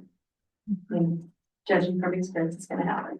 I just can't believe you was able to put the grant in there and you're not even near being prepared for the south end road paving. That's what got me, that's the grant you're saying. Why did you even apply for the south end? You weren't even close down and paid that. I think it's a terrible waste of your paperwork and time to get this done. It wasn't ready, it's not ready. We can delve into that more in the We work did later, session, but but we're gonna I'm need just time to look at those court orders and stuff, so. Till we have a chance to look at all that. Right. This is the time that Ed Davis did those, you know, he went in and proposed this. We didn't own a house in the town of Adams at the time. We had no dog in the fight at all whatsoever. He signed over parts of his personal property in order for the safety of the individuals. I mean, he had no reason, he didn't have any ulterior motive or anything. He did it because he was afraid people were going to be hurt, I can tell you what happened. so. It was all done, and there was a resident, George Scholl, had a piece of property in town. He opposed it, and Dad didn't care at the time. He said, I don't have a dog in the fight, didn't have a house. So we backed off on pushing it, have it done. Dad granted the property, it was done. But because the dad, we didn't care, it wasn't us. But I've opened it back up because I have a dog in the fight. I want it done. So, But that's why it probably got pushed off. It's just, there's just no pushback. yeah, so we're gonna have to review the court order, what the obligations of the county are in that order, and move forward from there. You know, I hate to keep harping on budget, but it that's gotta fit in somewhere in budget as well, so. We'll do our research and we'll have it for next Monday, if we can. We can find everything we need and get interpretation from county council and everything else, so we'll try and have it ready for next Monday. Judge Hart, do you need to allow more than 2 hours for that meeting then? No, I think the first one, we're good with 2 hours. We can schedule more and move on past that one after that one. I don't think we're gonna solve everything in one meeting No, but anyway. just be able to hear everything. Yeah, we should be okay for the first one. And if it runs a little long, we'll probably be okay with that too, but we do have, if that's at 2 o'clock, that'll be 2 to 4, and we have a county court, session at 5 o'clock that night, so. A work session, isn't that what we said? Special session. Special session. Yeah, we have a special session at 5 o'clock, so we can't run too long over that anyway. It's a special session open to the public? or Yes, not? yes. Yeah, anytime the county court gets together for a work session, special session, regular session, because we're a quorum, it's open to the public. Since we're still on roads, I would like to bring up another topic. In the town of Crane, not even a town, in the county that they call Crane, the roads have easements that you guys maintain right to those easements. But yet, and then I'm not picking on Eric, but there isn't any maintenance done on them. Now, I would like to have a conversation about abandoning those roads. You already abandoned some of them, and football, the one in the middle of the football field, the school, and why don't we just get rid of those so that it's not a sore issue? And then maybe we can come to some, in this work session, come to some agreement on user maintenance or something like that, right? Maybe some gravel available from the county or send whatever, right? But I think that those easements probably should go away, in my thought, in my brain, just thinking about that, right? And initially, because we're tackling them one little bit at a time, you know, as a landowner comes and asks us to vacate those, I wouldn't have a problem with it initially right now, but I think that opens up, we need to look at the plans and what that would do, you know, for access in and out of Crane for the future. So I think there's more than just saying, yeah, it would be a good. I agree. It's just a topic of long, we're on the road here. I'm like, oh, you know. Yeah, and I think, to be honest, that could get pretty deep, so we'd probably have to have that another topic, another time on that one. Not to push it off indefinitely or whatever, but I think it's gonna be a topic that we would need to look at separately. Judge Hart, while we're continuing this topic of conversation, you brought up the funds. Is there any way you guys, I don't know if you guys know off the top of your head, I doubt it, but since that road was adopted that Paul was talking about, I know at least from my previous experience that the funds, you know, you get funds from the roads that you have it within your county to maintain, right? It's a maintained road, you guys get funds for maintained roads. Do you know if the funds are coming for the road that is from the court order forward, or if we're getting funds for the road through Andrews that's established? Because from my understanding of it is that there's been an order in place, and so I don't know if that order went further up to the state or if it was established in a mapping system or something that I'm unaware of. Are you guys getting funds for a road that's not there essentially, or are you still getting funds for the prior to that court order? So, I'm gonna say, since it was adopted as a county road, I think is basically the question. Yeah, That fits into the county road system. correct. So how many miles of county road system do we have? Estimate, rough, 1,000. miles Yeah. of county roads? Yeah. So the money that we get, part of it is the SRS funds, which would have been traditionally back in the day would have been timber receipts, is what that money basically fills the gap in, and not even as much as what we used to get back in the day. Just off the top of your head, what are the other? Registrations, vehicle registrations, DMV. That comes from the state? We get some money from that. The House Bill 2017, which I think it's due to expire, sunset here. And we get some funds from it. Fund exchange, which is federal money that gets filtered down through the state of Oregon. Those are the main ones, and then the SRS money.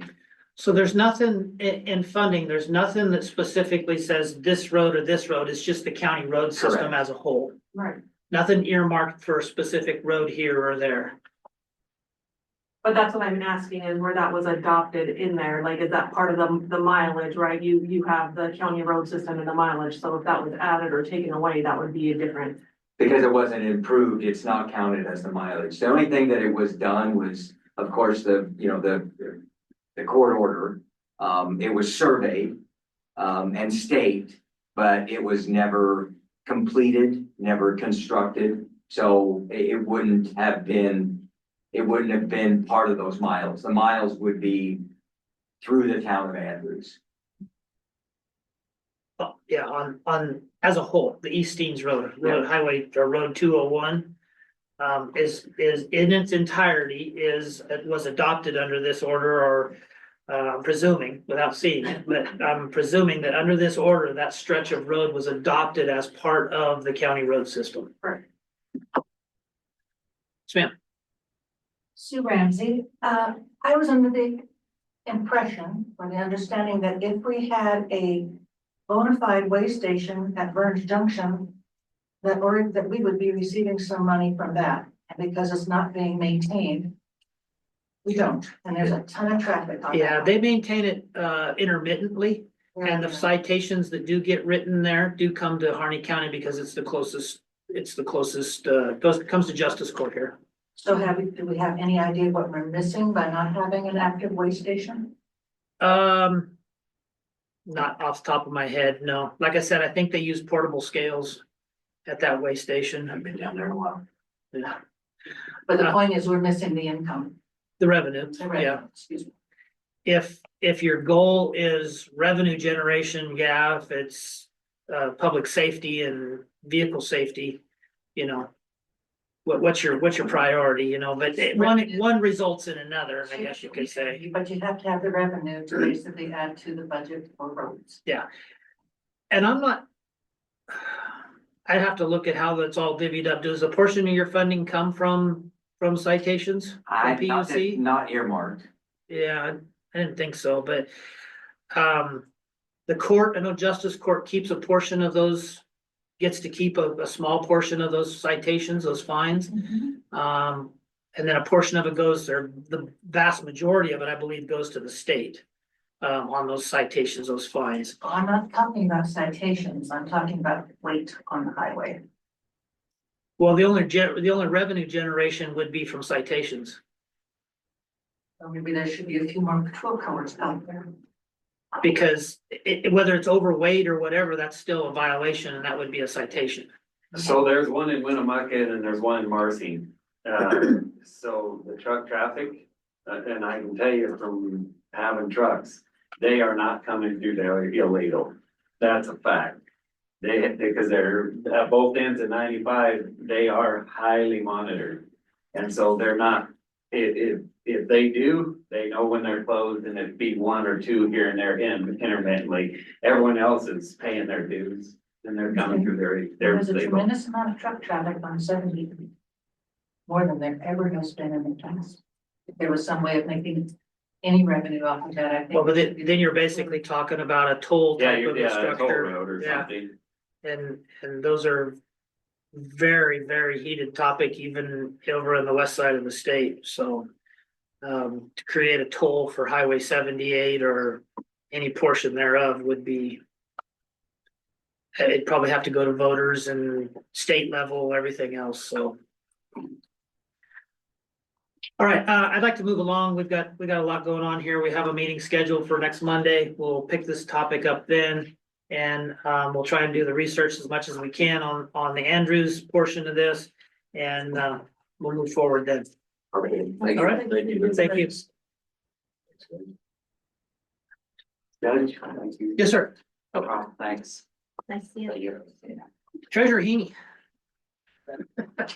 You guys don't all have to leave. The treasurer was gonna.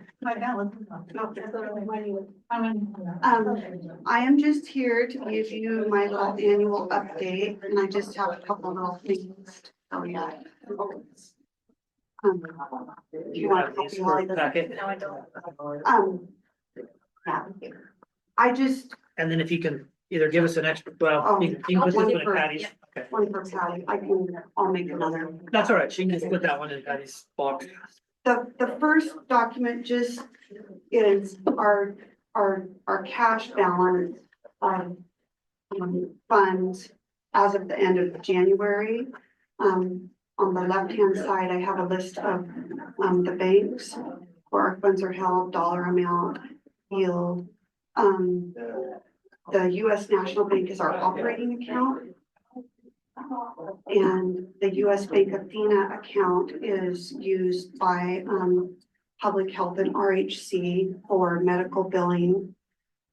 And that's where where their funds go. Bank of Eastern Oregon is where our property taxes are held. The ATM is a small ATM that we have out at the fairgrounds, and Lindsay asked that I leave the balance in there. So we've got funds in the ATM if somebody wants to use it there. LGIP is the local government investment pool through the Oregon State Treasury, and that's where the bulk of our money is. And is that where funds like the road department reserves and the county operating reserve Yeah, and that's those kind of where- things? Most of our funds are.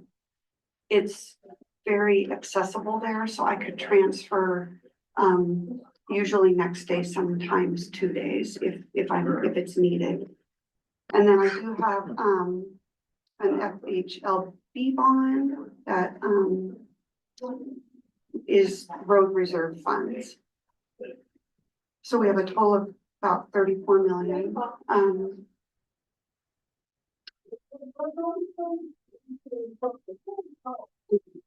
Yes, just kind of like give an overview of what my duties are, since I haven't spoken to you guys for a while and Rob's new, but as the treasurer, I'm responsible for managing the county's fund, accepting deposits, and the oversight of the proper receiving and disbursement of funds to the tax districts, which is property taxes on a monthly basis. And then other payments that we get throughout the year.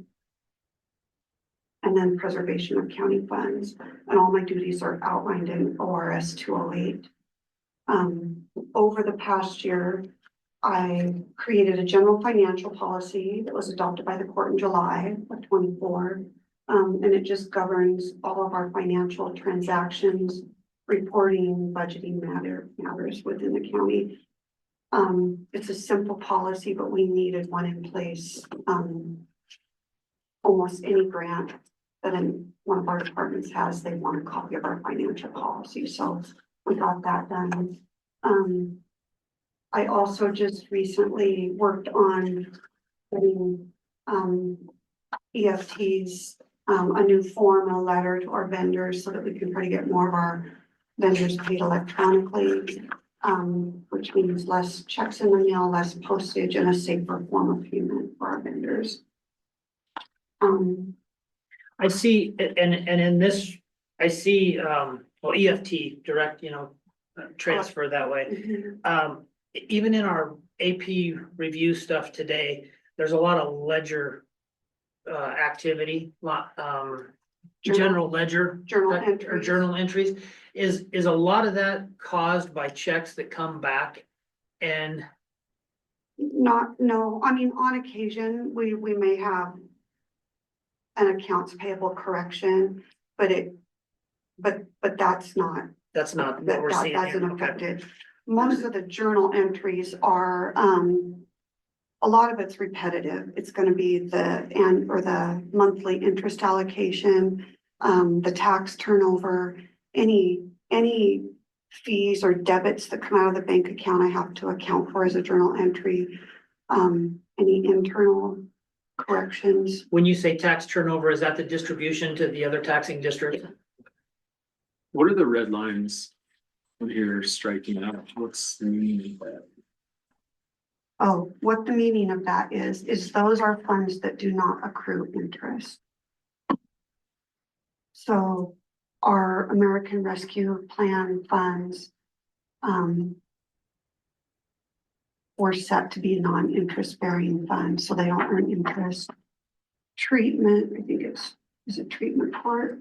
Treatment court doesn't earn interest. The senior center transportation, it's strictly passed through, so that fund doesn't earn interest. The VOCA fund runs in a negative, so obviously no interest. Okay, so that just denotes. It's just my conflict of accrued notes. interest. Yeah, it's just my notes probably. Is that the? Yeah, so like all these documents. What I do is at the end of the month, I take the interest from all of the accounts. And then I have a spreadsheet that will calculate my average balance, which is this one. And then I plug in the average balance to this with the total of interest, and it calculates the interest of each fund earns that month. Thanks. Yeah. And are some of those funds like well, property taxes that are received, and obviously they're gonna go into an account and accrue interest. They don't accrue interest? Okay. Tax doesn't accrue interest. So, does any of that interest get dispersed to the other taxing districts? Or There is, the property taxes are in a non-interest bearing a non-interest? account. So, no, the districts just get their allocation. So then the interest on that sheet that you have, that worksheet, is that getting distributed to different funds then? Is that? Yes. Because it's all put together in one bank account, but then you're distributing it to like the road department funds and the Right, not general. based fund. on their average balance of that month. Okay. Yeah. So it's fair across the board, and I actually just started that process in the last year and a half. It took a couple of years of going to conference and finally getting the right person to help me come up with a spreadsheet to make it work a lot smoother. Anyway, that's just kind of the gist of it. If anybody has questions. Well, Treasurer Heaney, Yeah. I just wondered if there's any comments you have for us, any potential areas of concern at this point in the year, or just any comments you'd like to share with us. Thank you. I don't have any real comments other than, like, we're anticipating SRS hopefully. Hopefully Built will come in by June 30th. Those are my only two real concerns. Thank you. Yeah. I don't have anything else. Thank you. Thank you, ma'am. Welcome. Were we really supposed to have executive session at 11 a.m.? Well, that's what time we plugged it in for, but it'll probably be at the end, towards the end. If we had to call in someone. No. Waiting on us. All right, next topic is OSU extension update. Clay, are you still on there? Yep, I'm still here. Sorry, Okay. I couldn't be there in person. We're all just a little under the weather here, so didn't want to spread that around. So just quick update. We have 3 candidates right now for the open position. They have scheduled interviews for Monday. If any of those are deemed worthy, I guess is a good word, to move along to in-person interviews, we have those scheduled for March the 12th. And so after that, we would have community panels and different things to evaluate those candidates in person. And then hopefully we get, an early April start date if we do have a successful search. It is still open until the 23rd. So if you know anyone, you can tell them they can still apply and be eligible. But we're going to start interviews on the 24th. Any questions on that? Anything you'd want to know more about? I don't have anything specific. Look forward to meeting your prospective candidates, maybe in a, like you said, in a outreach type of setting or whatever, so. Absolutely. Yep. Some other things we got going on. This past weekend, we had the Cupcake Wars, the Baking Skillathon, and the Fashion Review for our 4-H kids. That was a big hit. We had, I think they said they had about 25 people in the audience for the Fashion Review, so all the girls got to do their little show, which was a lot of fun. We got the office all switched around per Judge Hart's request. I think we still have one cabinet in that big conference room over there, but we will move that out soon. But we got it all cleaned up so that hopefully you can have some more professional meetings in there and everything. And then I want to make sure that you all know that you're still welcome to use it, but through booking, making sure that we don't have any conflicts on other uses or whatever. But I just wanted to be able to clean it up a little bit so that it looked a little bit more presentable for meetings that we might have down there. But you're still more than welcome to use it. Just have your clubs or groups make sure that they book it through our executive assistant. Absolutely. Yep. I go through Holly when anybody asks to reserve that room. I will be reaching out for March 12th. We'll try to do the community panel in there. So I'll be reaching out soon about that. All right, great. I think those are the big updates right now. Working on the FY26 budget to present to y'all when that time comes. That's our big stuff going on right now. Anybody have any questions for me? Anything they want to know about? Well, as a matter of fact, on the budget, I just had Holly send an email to Jamie this morning, asking for your guys' budget. So whenever you're ready for it, we'll have those conversations.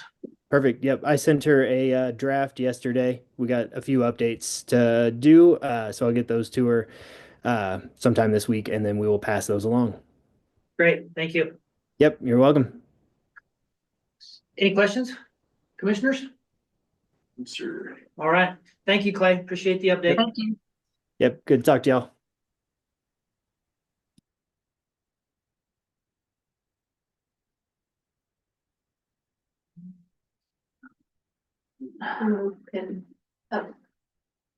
Up there. Okay. Okay. All right. And then next item is asset management. And did Tammy need to come in and talk on this, anything? I would prefer not to, but she said she'd be available for questions.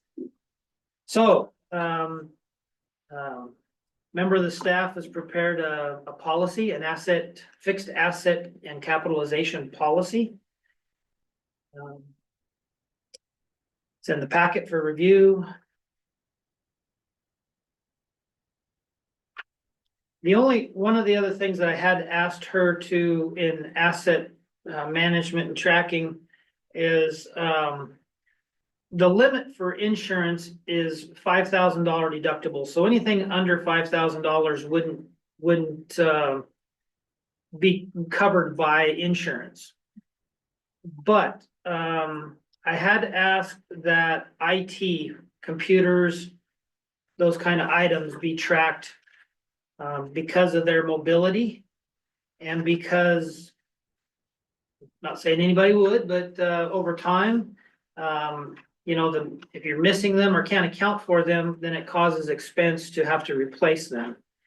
So I had asked her to add that to the tracking. I'm not sure. In this policy anyway, she may only.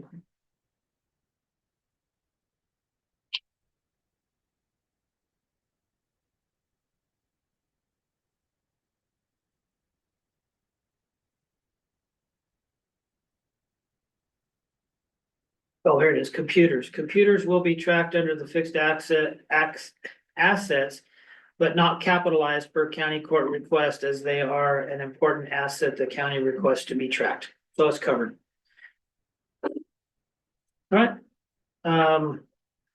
Any discussion on this proposed policy? I'll ask a question.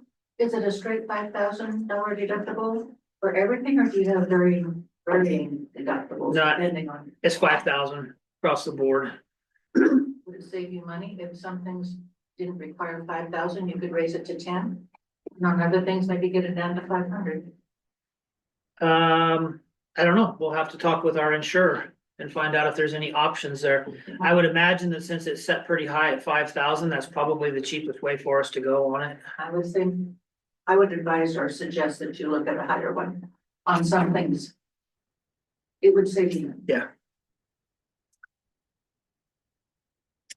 Any other comments or questions? I move to approve the fixed asset and capitalization policy as presented. I second. A motion has been made to approve the fixed asset and capitalization policy, Harney County fixed asset and capitalization policy, as discussed. Any further discussion?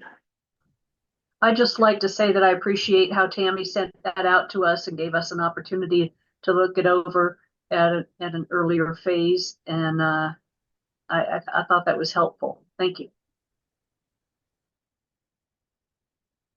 All in favor signify by saying aye. Aye. Aye, Aye. and none opposed, measure passes. Our motion.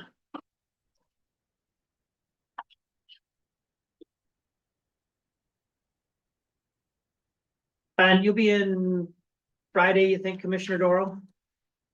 I hope so. Okay, we'll have this, Holly, hang on to this, get her signature when she comes in, please.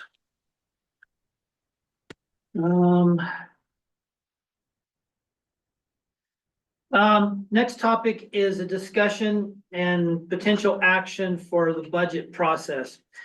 So let me start with what our current process is and has been. The current process has been the county judge, administrator, budget officer, is named as the budget officer, appointed the budget officer. And in that process, the budget officer then every year prepares worksheets that go out to the department heads. Department heads fill in their expected expenditures, any purchases, salary, etc., step increases. That comes back, we have a meeting between myself and the department head, and then we go over it, negotiate, so to speak, what funds, the availability of funds, etc., and then that's what's put into the proposed budget. Then it moves on to the proposed budget, moves on to the budget committee. The budget committee reviews the funds and then gives an approval on that. At the overall, at the end, approves the budget.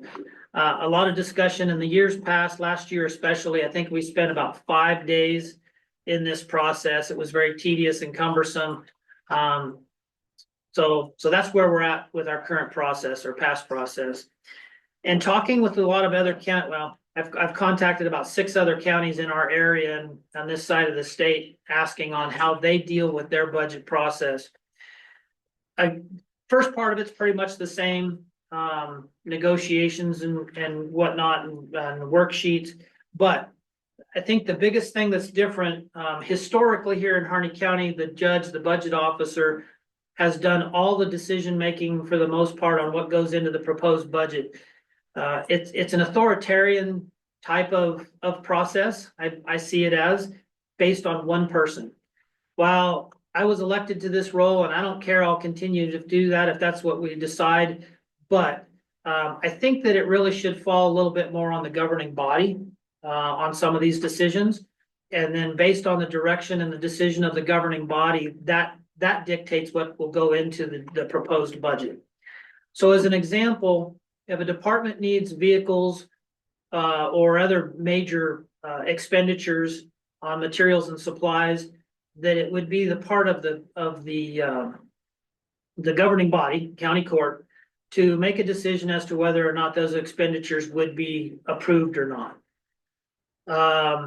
It would be my role as the budget officer, or whoever the budget officer is to research and provide information to the governing body as to availability of resources, revenue, funds, to make purchases, high dollar purchases, like again, whether it's vehicles or equipment or whatever that might be. Beyond that, personal services, the budget law specifically states that the budget committee does not have authority over personal services, which would mean step increases. And I would take that even further to say the creation of additional FTE. So that's not the place for those kind of discussions. And then traditionally that's where it's gone, is from the proposed budget to the budget committee. And then that's where those discussions take place. And many other counties, where I'm getting to, many other counties, all that goes to their governing body, their board or their court. Those decisions are made at that level, and then it's either in or it's out of the proposed budget and moves on from that point. Again, I'm not trying to shirk or lessen my responsibility as to what I was elected for, but I just don't think that just because that's the way we've always done it here is the way we should continue to do it. I think I would propose then that if we go with that type of a model, that we would have once a year about this time first of March-ish, after we're into the budget cycle, that we would have a special session, a special governing body, county court session that would be just centered on budget, and all those topics would then come before the county court. Departments would be able to make their arguments to the county court, and the county court would then make the decisions on everything from COLA to step increases to additions of FTE, and then materials and supply, major increases in materials and supplies. Those decisions would then go forth into the proposed budget. We would go to budget committee with the proposed budget. And at that point, really, and now some counties still do allow department heads to present at the budget committee meetings. But it's really pretty basic, and it's not the place or the time for a program review of these are the great things that we've done, or these are the things that we'd like to do, these are the initiatives that we would like to do, because the spending has already been pretty much decided upon at that point by the governing body and then moved forward to the committee. The committee's role is really just to scrutinize and to review the budget and then put an approval on it to move forward to be adopted. Again, last year, I think we took 5 days, about 6 hours a day to get through the entire budget and all the presentations by the department heads. Talking to these other counties, they do it in 1 day. A lot of these other counties review and approve budgets in 1 day, day and a half, maybe at the most. My vision would be that our first meeting would be about a 2 to 3 hour meeting wherein the housekeeping of the budget committee, a chair is selected, and the budget is presented to the budget committee, and the budget message is read. And then those first 4 departments that have to be approved early for the CAFA grant, we would still do that. And then another week or 2 later after that would be our first budget committee meeting, wherein we would begin the review fund by fund, department by department. And again, if it's determined already by the county court, there's no reason, unless the budget committee, because they have the right to ask questions, unless they have questions specific for a department, there's no reason to run every department head through that. That's just my thoughts and where I'm going with it. So I wanted and needed to discuss it with both of you to see how we want to move forward with this. I agree that I don't think it's appropriate to bring those department heads in to the budget committee meetings. I think that if we had an administrator and this was their job, then that would be one thing for them to do it. But because you kind of wear 2 hats and it's a different situation and you are part of the governing body, I don't think it would be a bad idea to, as a group, hear some of those things. And I appreciate you making that suggestion. I don't want more meetings, but I do think it would be a good idea all the way around. So I agree, and I do not like having meetings for the sake of having meetings. I've got plenty enough to do other than that. But I think this is an important thing every year that we, obviously our operating budget. It's an important thing that we do every year, and I would like to myself petition for more involvement from the county court.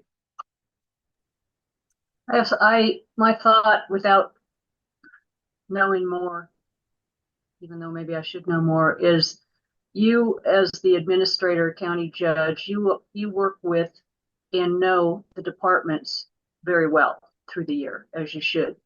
So therefore, if you're looking for the county court as a group to be involved in setting some preliminary decisions or decisions to go into the proposed budget right off the bat before it goes to the budget committee on COLAs and that type of thing, or particular having you interviewed all of the, are you saying that instead of the departments all coming to you first and then we get together as a county court and then you summarize what some of the asks were and whatever, or are you saying that now we are going to sit through all these department heads coming and presenting? Because I'm not for that.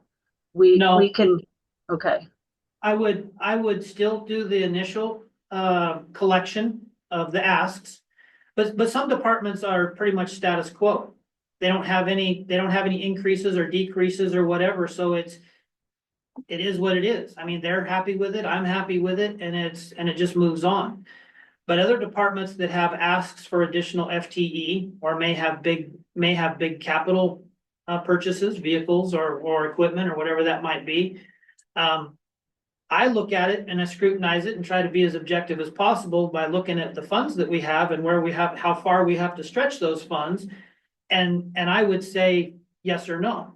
And that's the way it's happened in years past, is the budget official is the one that says yes or no, or I have to look at it and say, yeah, this is a priority. I need to find the funds somewhere else. So that means either somebody else does without, and that's just the process of budgeting, is that prioritization and the objective review of it. I'm not sure if some of the department heads and other elected officials may not feel like they are being heard, I guess maybe for a simple way to put it, are being heard completely or thoroughly through that process. So any of the budgets or departments that would have those big asks would then come before the county court. They can make their justification to the county court, and the yes or no would be made by the county court as a whole. Now, it would be my responsibility to bring to that meeting the numbers of dollars and cents and funds available, et cetera, to make a determination as to fund or not fund.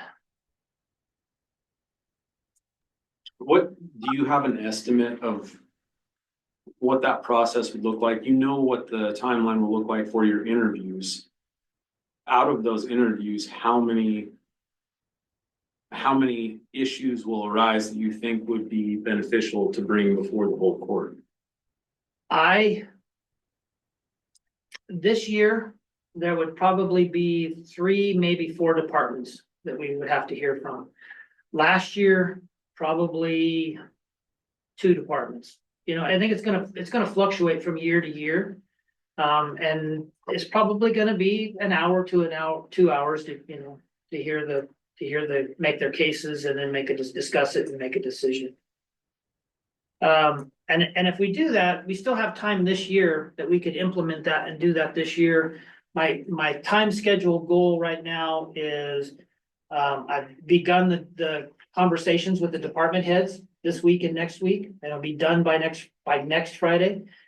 And then that gives me 2 weeks, the first 2 weeks of March to prepare the proposed budget. And actually, I would propose, if we're gonna do this, that it would be during that 2-week period that we have a meeting, have those specific department heads come in and make their case, so that then I can still get that information into the proposed budget.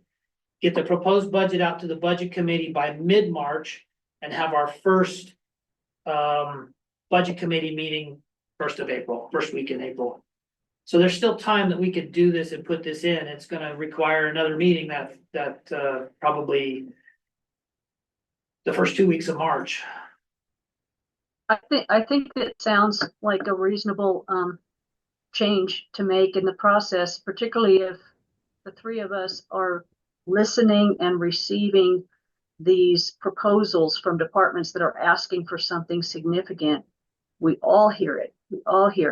But then I don't expect us at that time when they're presenting for us to make any commitment toward them for what they're asking. Then if we need to have, after they're gone, have a session where we then deliberate or share our views on trying to come to a consensus on if we feel, oh, this particular ask or proposal is a high priority, but because our budget is so tight, where do we now need to look to fund that? Or is there a way to fund it without affecting other, you know what I mean, the consequences of some decisions. I think I want it done well with full information, and then we're probably going to have some challenging session the three of us, it's on our backs to make some thoughts about how we're going to do that. If we had a healthier, revenue ratio to our budget, it wouldn't be so hard. But it's understandable. But when times are tough and people are really trying to make the changes they think need to be made, but it impacts everybody else. I don't want it to turn into anything more than it needs to be. We meetings to make decisions. We need the information, and then decisions need to be made. So any way you can figure out how to do that so that it doesn't become full of angst and public drama. And I agree. Obviously, anytime the three of us get together for any official purpose, it's open to the public, whether it's a work session or special session or regular session. And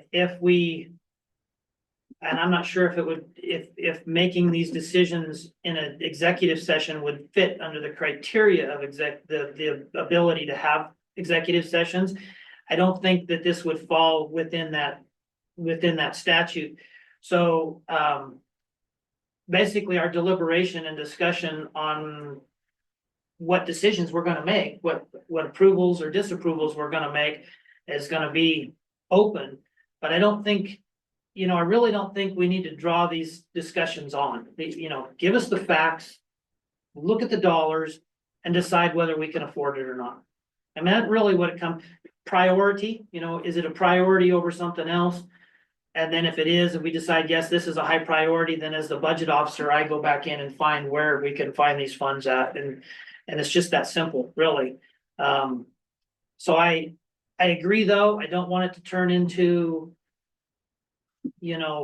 lines of people in the foyer, wanting to make a statement, because we don't have to allow public comment. We can hear from the department and we can hear what their justification is, and then we can make a decision. Now, I'm all in favor of hearing the public and everything, but there's a time and a place, and it comes down to facilitating and being efficient and being able to do that too. Sounds like it could work. So, would it be agreed upon then that, we'll look at a meeting date for the first 2 weeks in March?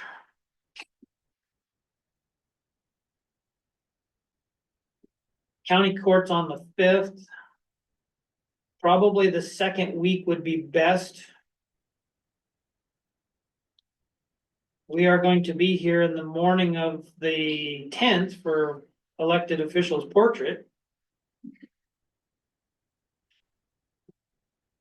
What time is that elected officials portrait? 8 o'clock. That's what I have in my calendar. I think I might have an AOC legislative session and meeting, so I'm going to miss one of them just because of the county photo op, but I don't know. Could it wait till the 11th or 12th?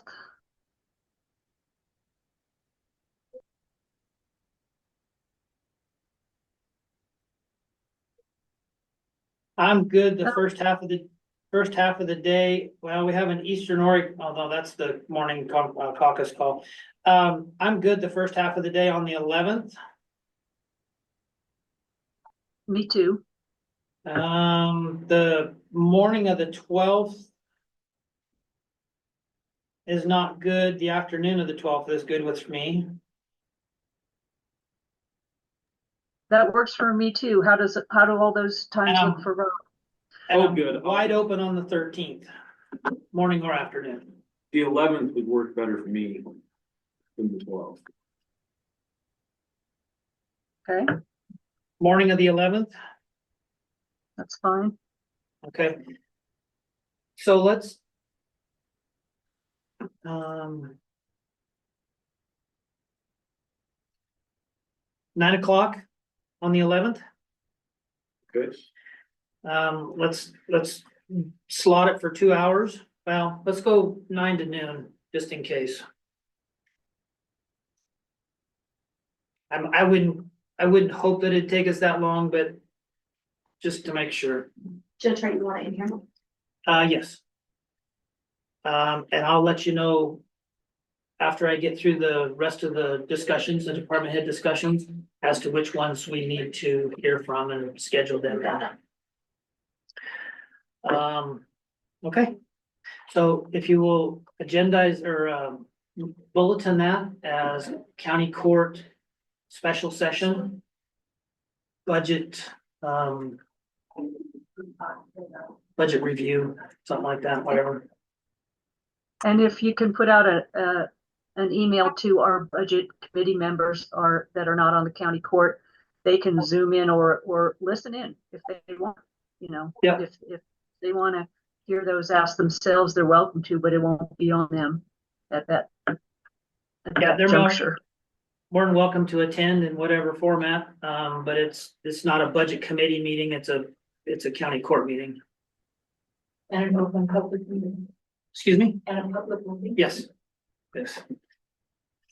All right, next topic is, ORS 111.055 probate law for discussion and action. So we've talked, the public has talked and asked about, moving from a county court to a board of commissioners. ORS 111.055 specifically vests probate authority in Harney County. There's 6 named counties: Gillum, Grant, Harney, Malheur, Sherman, and Wheeler counties. With us being specifically named in this statute to have probate law authority vested in the county court, and myself, the county judge,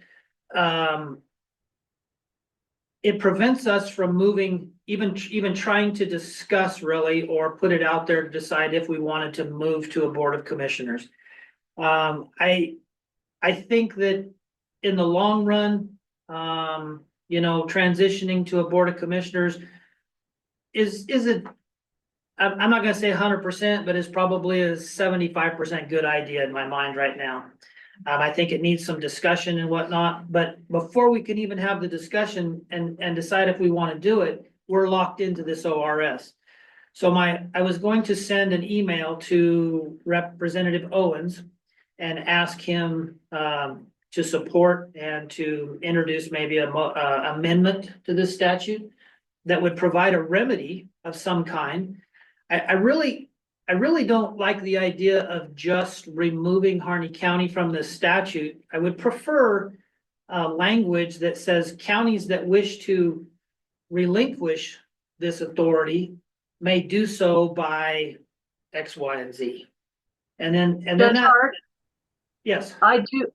I'm sorry, I didn't mean to interrupt, but I think you were at the same public meeting of Rep Owens when I posed that question to him, and he pushed back real hard and said, if Harney County wants to try to ask itself, fine, but I'm not, planning to do, and which I know that Gillum County had they pushed back real hard and it didn't go through when he proposed it last time.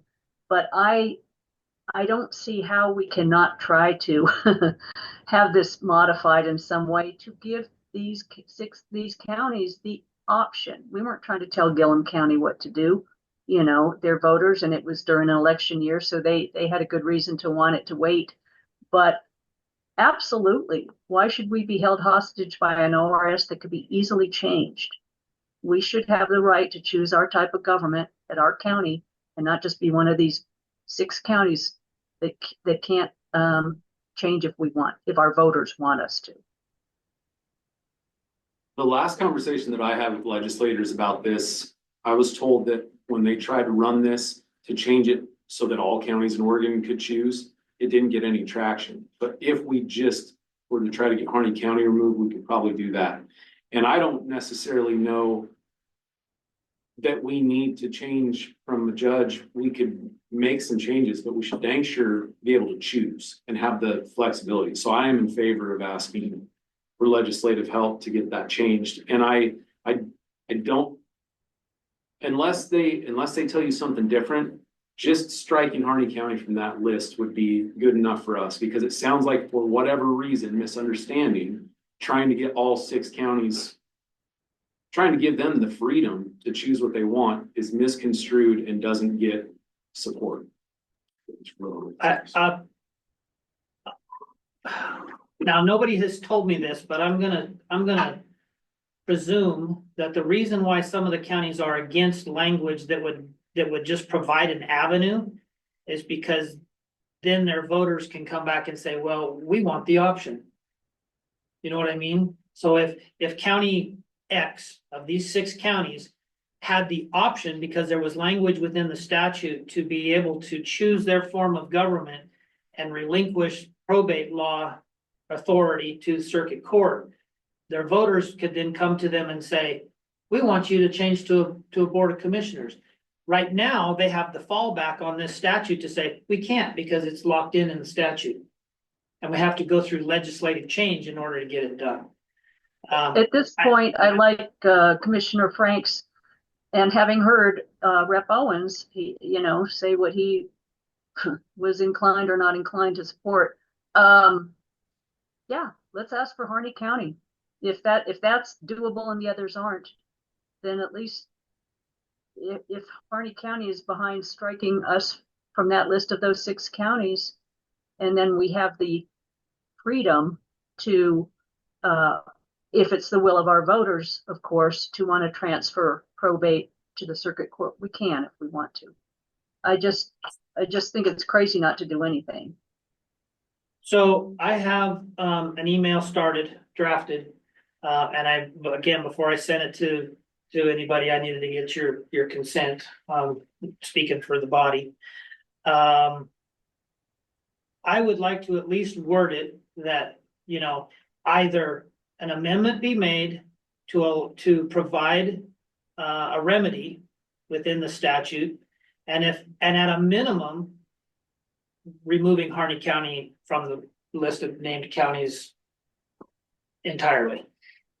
I mean, I want to put both options out there. If somebody decides to pick it up and say, this will never fly, the only thing you got is to get Harney County off the list, then so be it. Yeah. But no, that sounds good to me. Judge Hart, have you actually had a conversation with Rep. Owens at this point on that? That might be nice. It might say, yeah, send it to, I have briefly, and he basically asked for that, that I needed to send him an email of saying what we wanted. So. All right, so. I support you doing that, yeah. Okay, so with your consent, then I will move forward with that and send that email off to Representative Owens.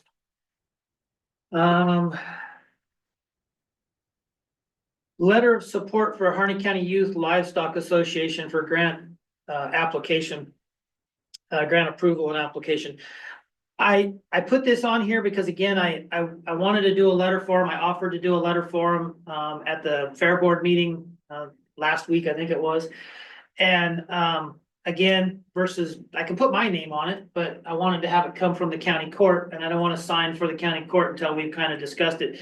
I wanted to have something drawn up by today, a sample or something, but I just have been too busy and haven't had a chance to.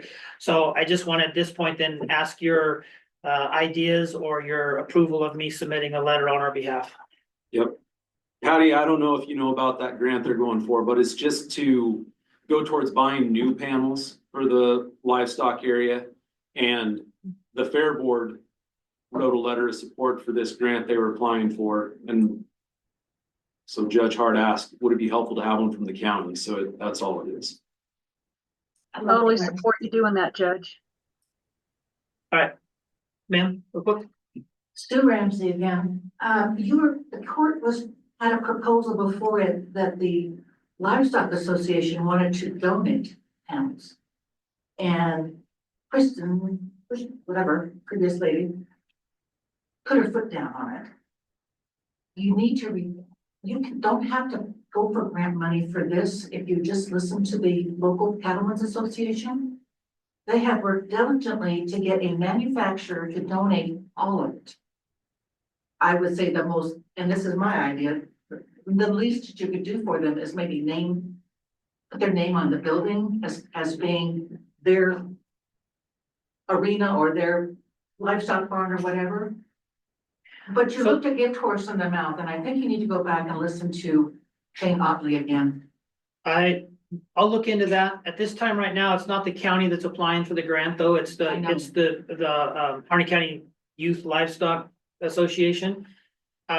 And whatever they can get, if they can get funds to help purchase or whatever, and potentially we can go back to the Cattlemen's Association for some donation. No, It they all, won't do it that way.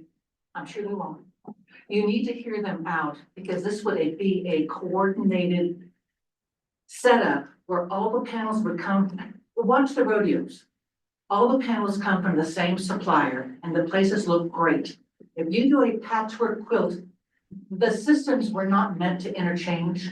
The manufacturers want you to have all of theirs or all of somebody else's. If you want those panels to interlock and the gates to hang properly, you cannot do that and come out ahead. I'm gonna draft up the letter and have it ready to go. But I'll get in touch with Shane. You need to hear him out, because I think you basically have turned your back based on Kristen.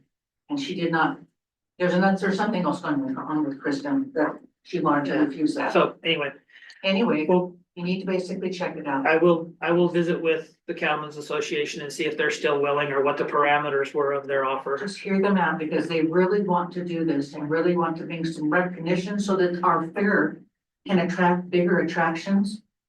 You have to have presentation. Another topic. Okay, so in the meantime, though, with your approval, I'm gonna draft a letter of support. I'll reach out to Shane Otley and find out what the Cattlemen's Association, what their offer was and so forth, just to have that communication. Next couple of topics here, the wildfire mapping, appeal. Commissioner Frank, I know, I've had some conversation with individual people, but I didn't want to get too many shovels in the ground at once, and I know you were talking, I think, with county council and others, so wherever you're at with this. Yeah, and I think you're pretty up to speed on it, and they talked about it in the East Oregon caucus call the other day. But basically, many counties, especially in Eastern Oregon, are going to appeal the fire hazard map on a countywide level, and there is an attorney, Dave Honeycutt, that has gone through this process before, and our legal counsel could work with him. And Representative Owen suggested that we look at doing that. And before we had this meeting, Dominic was already reaching out to see if that was something that we wanted to pursue.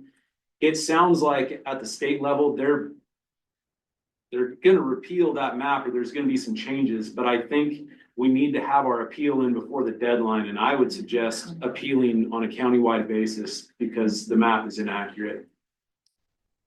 I I'm have, 100% there in it is. support that. I think whether they buy off on it in the long run, I think it's impactful when a county appeals on behalf of all the properties in their county, on behalf of their people, for something that is not working and that is hurting their people. And I think it sends a strong statement. I agree totally. I think it is as many individual appeals as people can submit, and then additionally, an overall appeal from the county is the right approach. I have the fire map pulled up here, and I wanted to kind of show, again, this exhibits some of the lack of planning or whatever in this map. The grid that you're looking at right there is the county's 40 acres of industrial property that we're working in conjunction with Burns for the B Street expansion. And you can see that it's all high risk. If it stays high risk, even after development, or what's the mechanism to get it to after it's implemented, what's the mechanism going to be to go in and petition that this is no longer high risk? We've got industrial buildings with paved and blacktopped ground. It's not a high risk anymore. Our piece isn't. Is surrounding pieces still? But then the next question comes right next to it, to the west is Miller Springs property. look at all that Orange Miller Springs proposed development property. Who's gonna wanna build a house, or who's gonna wanna buy a piece of property from the county for economic development? Or build a house in an area that's rated as a high risk? I really think it's one of the shortcomings of this map is they didn't build in a way for people to then come in later on and say, that property's or this piece of property is no longer high risk because it's surrounded by a golf course or whatever the case may be. So I think there's very, very strong reasoning to appeal this map and start over with some better collaboration and coordination with counties. I agree. Do you want me to contact legal and tell them to work with Honeycutt and put some together and then let us know? And if it's something we need to take action on, we'll have to wait till a meeting, but. Have you talked to him already on this? I didn't know told if him you. I was gonna bring it up at court. Okay.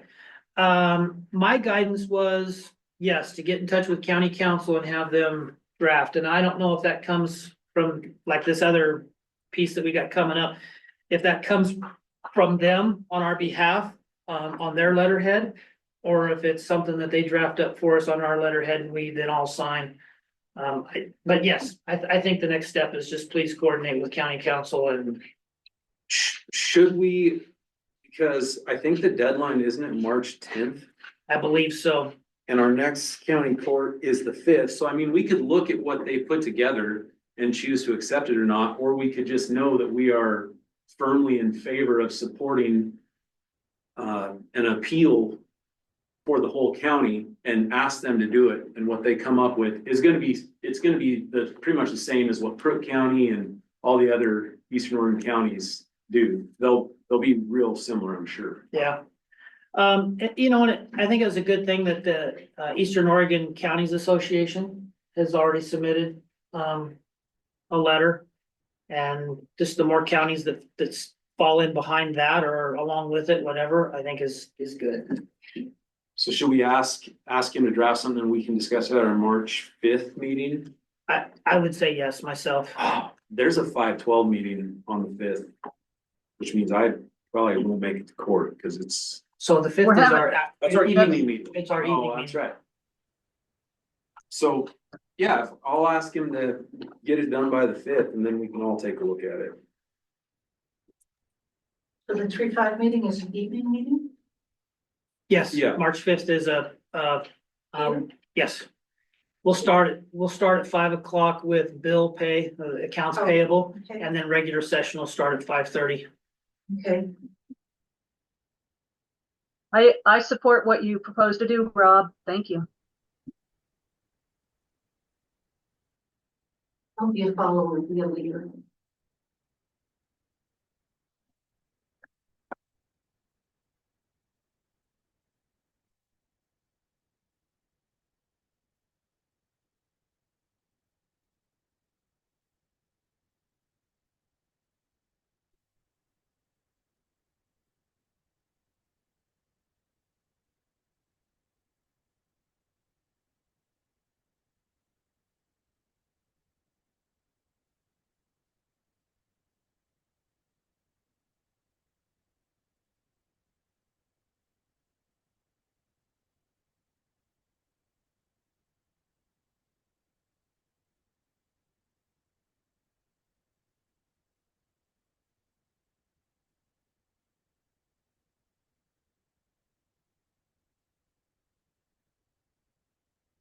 Good.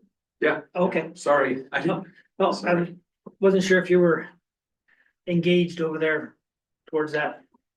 So the last item we have on the agenda is comments of Harney County Court on Bridge Creek area allotment management plans, draft environmental impact study, discussion and possible action. I'd like to say that I thought it was excellent. It was an excellent, as Dominic and his crew do anyway, but whenever I read his work along those lines, it's just excellent, and I'm ready to have him send it on behalf of Harney County Court. That's my comment. I concur. I thought it was really well done.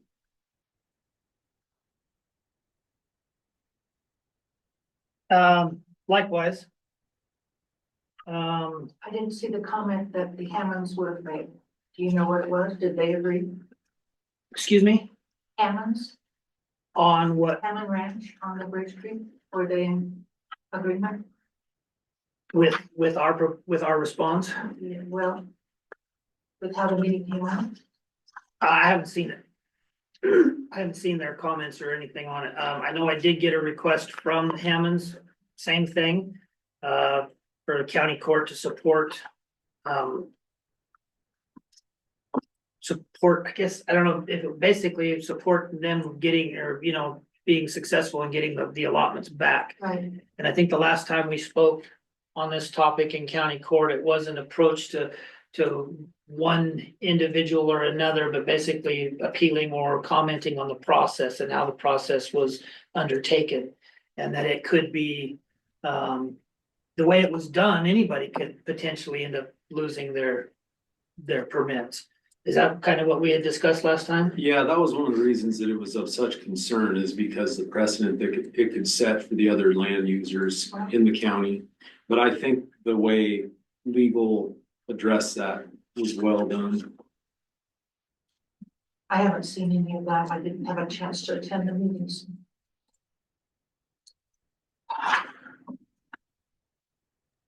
It provides a strong statement of Harney County's reasons on why we support two alternatives in a priority order, which are compatible with what the Hammonds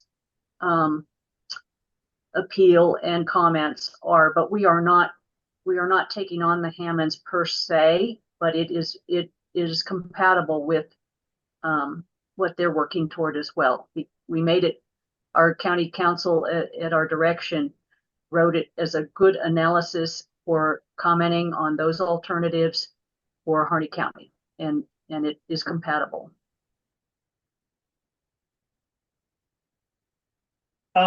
This is in the packet, right? Okay. So I guess, I don't know, a motion, I would make a motion to accept and have county council submit this letter on behalf of the county. Second. Motion's been made and seconded to accept and have and direct county council to submit this appeal or letter on our behalf. All in favor, signify by saying aye. Aye. Aye. Aye.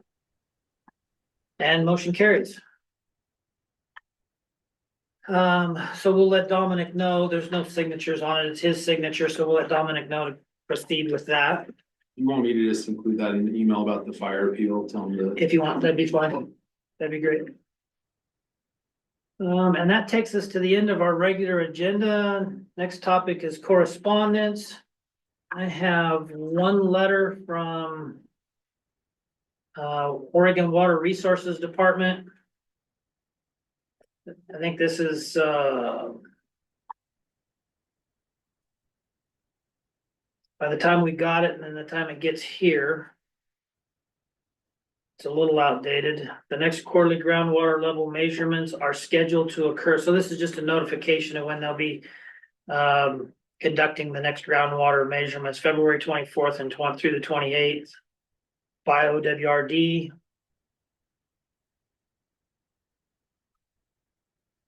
So it's just a notification that they'll be doing that then. That's all I have for correspondence.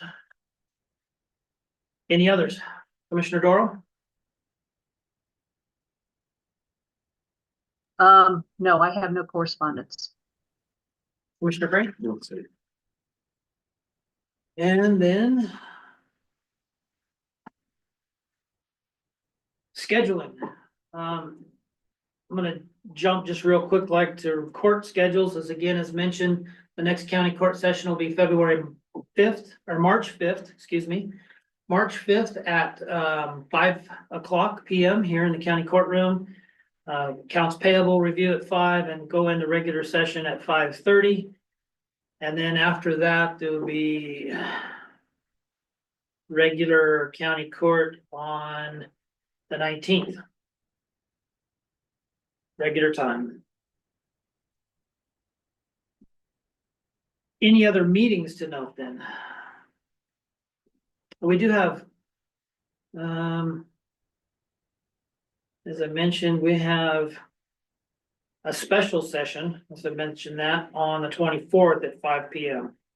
And that is, conversation and negotiation with, the Harney County Library Foundation. And now there's that county roads work session on the 24th at 2. Yep.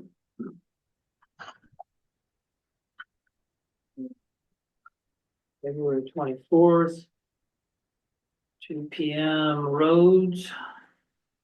5 p.m. Library Foundation. And what did we decide? The 11th for budget? Yep. The 11th at 9 o'clock? Yes.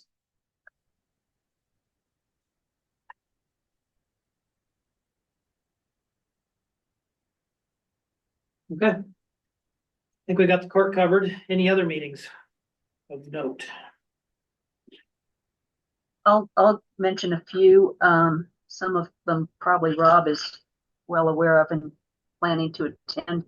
Let's see, we've got, there's a community-based water planning meeting tomorrow night or tomorrow afternoon, 3 to 6. Is that correct? Well, I have from 9 to 10 in here, but I might have just put it in that way because I'm gonna be on the road and I didn't know if I'd be able to attend. It wouldn't be bad to have someone there, but I have made pretty thorough comments on their draft, which is probably what they're discussing. I might try to zoom in, if I can for that. Let's see, there's the Blues Intergovernmental Council is on the 25th, 10:30 to 2. Is that something Commissioner Frank's planning to attend? Pendleton. Or Yes, by ma'am. Zoom? You can do it by Zoom also. I'm better in person. The local work group meeting of the Harney County Soil and Water Conservation District, which is an annual meeting, is from 1 to 4 on February 25th. And I'm planning to try to attend that.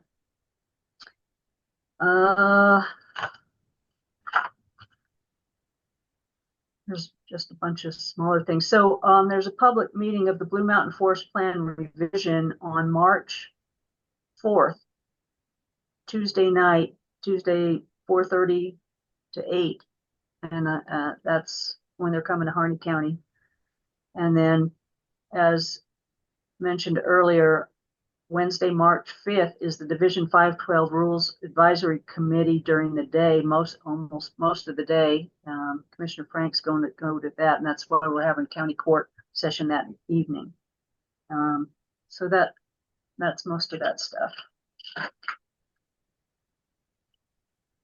That's all I have.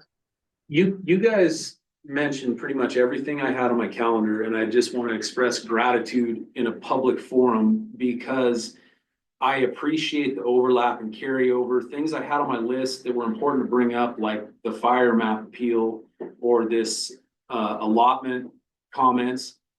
Before I could even get to it, you guys had already taken care of it, and I just appreciate. And I like. You told your thunder. Is that what you're saying? No, I like that when we are on the Eastern Oregon Caucus Call, which we announced that, right? Don't we? The Eastern Oregon Caucus Call. Yeah. Okay, we public announced it. Okay.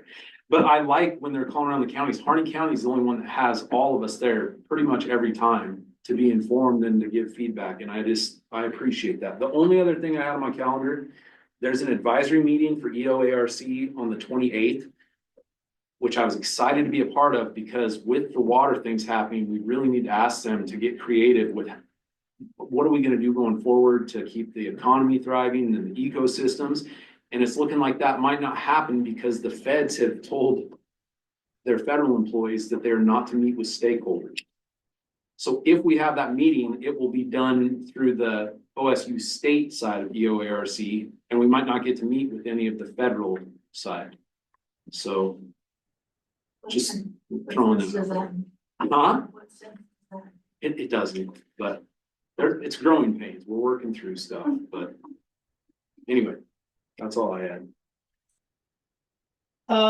General deliberation, and I don't remember if I mentioned it last time or not, but we did reach an agreement on the bargaining unit agreement contract with the sheriff's office or a couple weeks ago.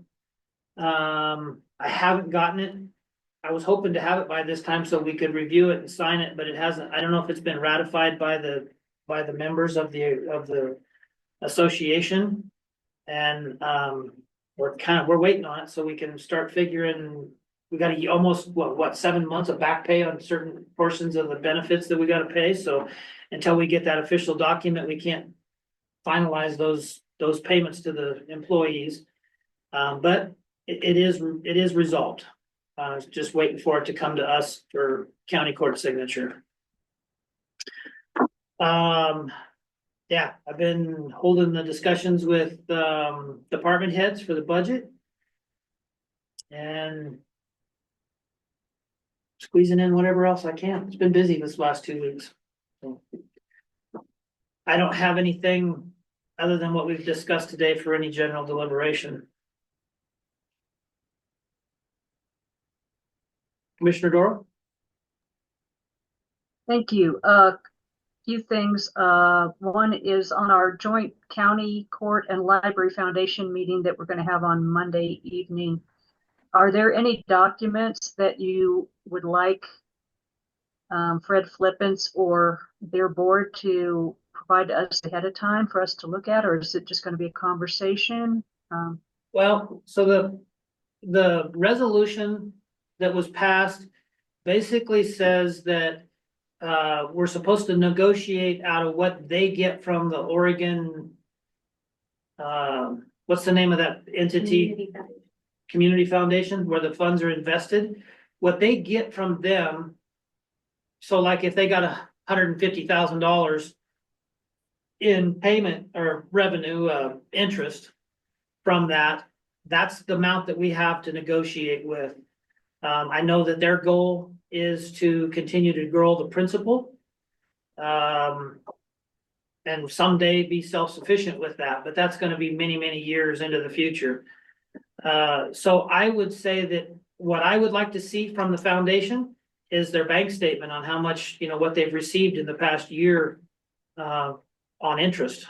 And that's that amount, that interest amount is the amount that we will be, using to bargain for what their contribution to the library will be. I would say any documents that you, being the liaison on that board, you or Fred Flippins think could help us have a more informed, productive conversation, I would welcome.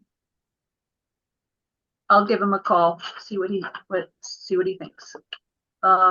Thank you.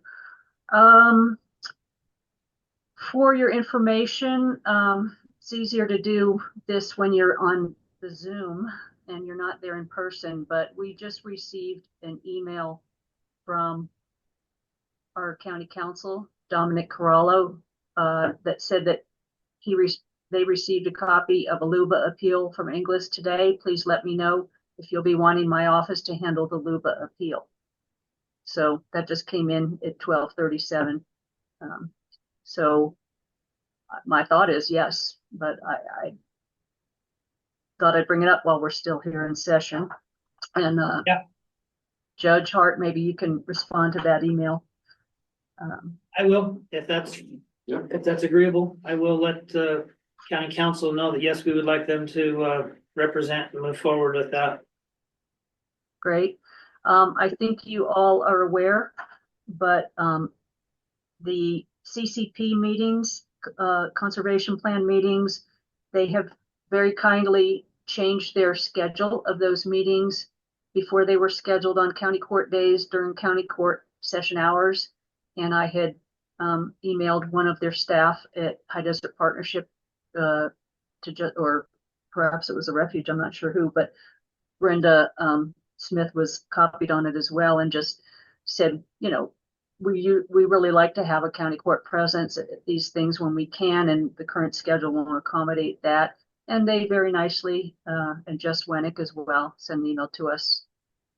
So good on them for doing that. I appreciate that. Thank you for doing that. Yeah, I just like those RAC meetings tend to be on county court days, is like, you know, let's not have the CCP ones do that. So very nice of them to do that. And then the last thing is, there's an entity called the Eastern Oregon Jobs Council, and Harney County is one of the 8 counties who are on this Jobs Council. Thought I'd tell you a little about it. It relates to workforce. So at the state level, there's the Workforce and Talent Development Board, a state commissioner board. I was appointed to and sat on that for a number of years. I'm not on it anymore, but that funding pot of state money comes down to regional workforce boards. Harney County belongs to the Eastern Oregon Workforce Board, which is eight counties. And there's a jobs council with the same counties, and commissioners from those 8 counties are on this jobs council. It doesn't meet a lot, but its main responsibility is to oversee the ways that the Eastern Oregon Workforce Board funding is budgeted for and where it's going to go. There's not a lot of flexible funding, but you know, we want to make sure all the county commissioner types are comfortable with the way that budget goes out. And so that usually is just an annual meeting a year, sometimes 2. And it had been inactive for a while, hadn't really been working too well. It's getting shored up. And we had a Zoom meeting yesterday. I'm the Harney County Court member who is on that. And I'm pleased to see they're getting activated. And probably primarily because I've been around longer than most of the other commissioners on the call. And because I was okay with doing it, I'm now going to be serving as the chair for the next year or 2. And again, it's primarily a budgetary oversight thing, but anytime I'm aware of anything to brief you all on, I will. And just wanted to let you know that happened. And I think that's all I have. Thank you.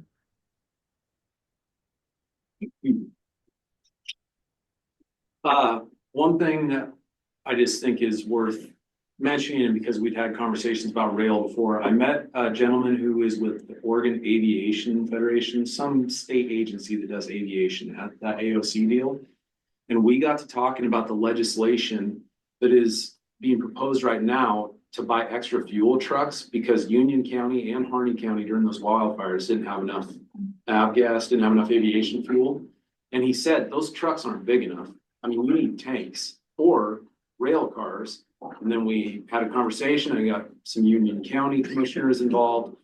Anyway, they're working with Representative or Senator Levy, Bobby Levy. They're working with her, trying to see if they can change that legislation to get a big rail car of fuel and get a spur to LeGrand so that they'd be able to move it if there was infrastructure failure with highways. And I said, we need rail in Harney County. So if we can somehow, and that's on their radar. And so they're at least getting the northeastern section, but we'll have more aviation fuel. We can bring it to Harney County and ship it to LeGrand just as easy as they can get it in LeGrand and ship it to us. Yeah, I'll bring that up to them. I think the spur to LeGrand was a little shorter than doing Harney County, but Do they have existing historic rail bed there? I think there's a railway that probably goes through close to where they are. I don't know. I just know. And we have rail bed that's already, I mean, would have to be rebuilt, but we have pre-existing rail bed that. Oh, anywhere I see an opening to talk about rail, I'm bringing it up, and that's why I brought it up. And we've talked about strategic planning. I had a conversation with Extension last week, maybe, and they were talking about how they'd be able to do it and what our budget was. And I said, our budget's nothing. We're not paying any money for it because OTEC will do it for free. And I told that interim provost, it was you in particular that I was impressed with. And he said, I think we can make something happen. Give me a minute. So It's not much to report, but I haven't forgotten about it. We're still working. I was gonna ask, with the budget coming up, do we need to put any money into the Nope. budget for strategic planning? We're getting it for free and 99 cents or not. Cup of coffee? Yeah. Okay. We'll give them a cup of coffee. The land is, the fuel would have to come right through where fires would be, so you do need to have it here and go. I know, we'll keep working on it. Even if we have rail cars that basically are parked and somebody comes and fills them. So you've got it here. Anything else? Yes, sir. All right, so we are scheduled for a brief executive session. Do we want to continue with that? I have a whole list of things I'd like to throw out at you. Don't have to answer any of them. I just want it on the record. Well, I would have preferred you to done that at public comment timeframe. I don't see it. Can you make it quick? We're way into this meeting. I'll read fast. I made a suggestion before to you, and I think it's appropriate that we need a DOGE, DO, Department of Governmental Efficiency, which is not a budgetary thing. It is a appraisal of things that could be more efficiently streamlined, maybe even update some accounting software.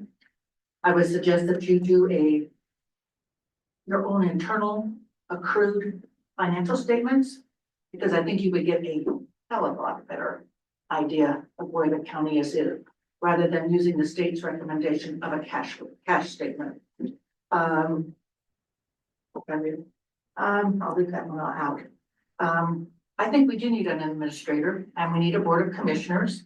And a lot of this housekeeping stuff could be pawned off onto them. You guys would have more time to know more about the operations of the different departments. In Lynn County, each commissioner had a department assignments, which they rotated every year, but they got to know the real ins and outs of every department, rather than just waiting for the department heads to tell you what's going on. Just a second here. What's the status of the jail project? I would like to know where we're at on getting that going. And I also, after having a conversation with one of the gentlemen that testified earlier, that, and I will agree, if you realize how much overweight traffic by trucks comes off of Highway 95 down 78 and can go almost, I'm not sure where there is a scale if they come in on 78. There's nothing at Riley. There's nothing before Bend, and I'm not even sure where it's in the Bend. But that road is showing you, if you looked at it, when it's full of water, there's a lot of very heavy equipment being hauled on that all the time. And we're missing out on some funds one way or another by having a jump scale. That doesn't provide us any revenue though. But it would provide somebody with some revenue. Because those permits for those heavy loads go through the state. And I'm sure that that's probably where, revenues in the state get divvied out to. Well, I would say from what I see and from what they were confirming, they're not even applying for those. They're just running heavy loads. Well, again, I mean, if you have scales and they write a citation for it, other than the little bit that the justice court gets to keep, there's no revenue there. Maybe we should consider the toll road business. I had something else written down. I was in contact with the Oregon, let me see what, I have to write it down here. Office of Emergency Management. Appears that all emergency management gear that they provide, that the state provides, is all housed in either Salem or Portland. Is our data building being used? Yes. For what? MyWave, the local internet provider, has their racks, their communication stuff and Do they everything build it there. up? Not entirely, but the building is leased to them. Eastern Oregon needs a location where this emergency management gear can be stored on the east side. If we have to wait for it to come from the west side, when we've had these fires, I think a big portion of that stuff is stored in Umatilla at the Army, the depot there in bunkers. They have some of those bunkers there with some of that. So that's on east side of the state. long ways away. Southeast Oregon might be able to do some of that. And just a second, I think for all practical purposes. So do we want to go into executive session or do we want to, I mean, I got 25 minutes. Yeah, I think we can deal Thank with, you. I think we can deal with it Thank you in, for your in comments. 10 or Not for 15, leaving. 10 or 15 minutes. I will make public note and comment that, we will not, no decisions will be made in executive session. It's discussion only. So, at the, So when we're I'm done. not sure who JH is, but they're. Fine. Thank you. Yeah. guys. Thanks. We'll have to ask everybody to disconnect there. Oh, there they went. Do you need anything? So, we'll go into executive session, and when we're done, we have no further business, so we will adjourn after executive session.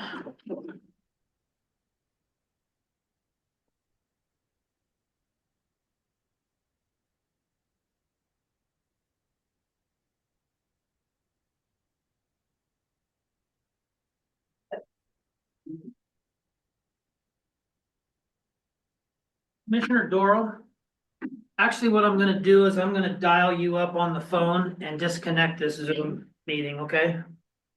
That's I'll call fine. you on your cell.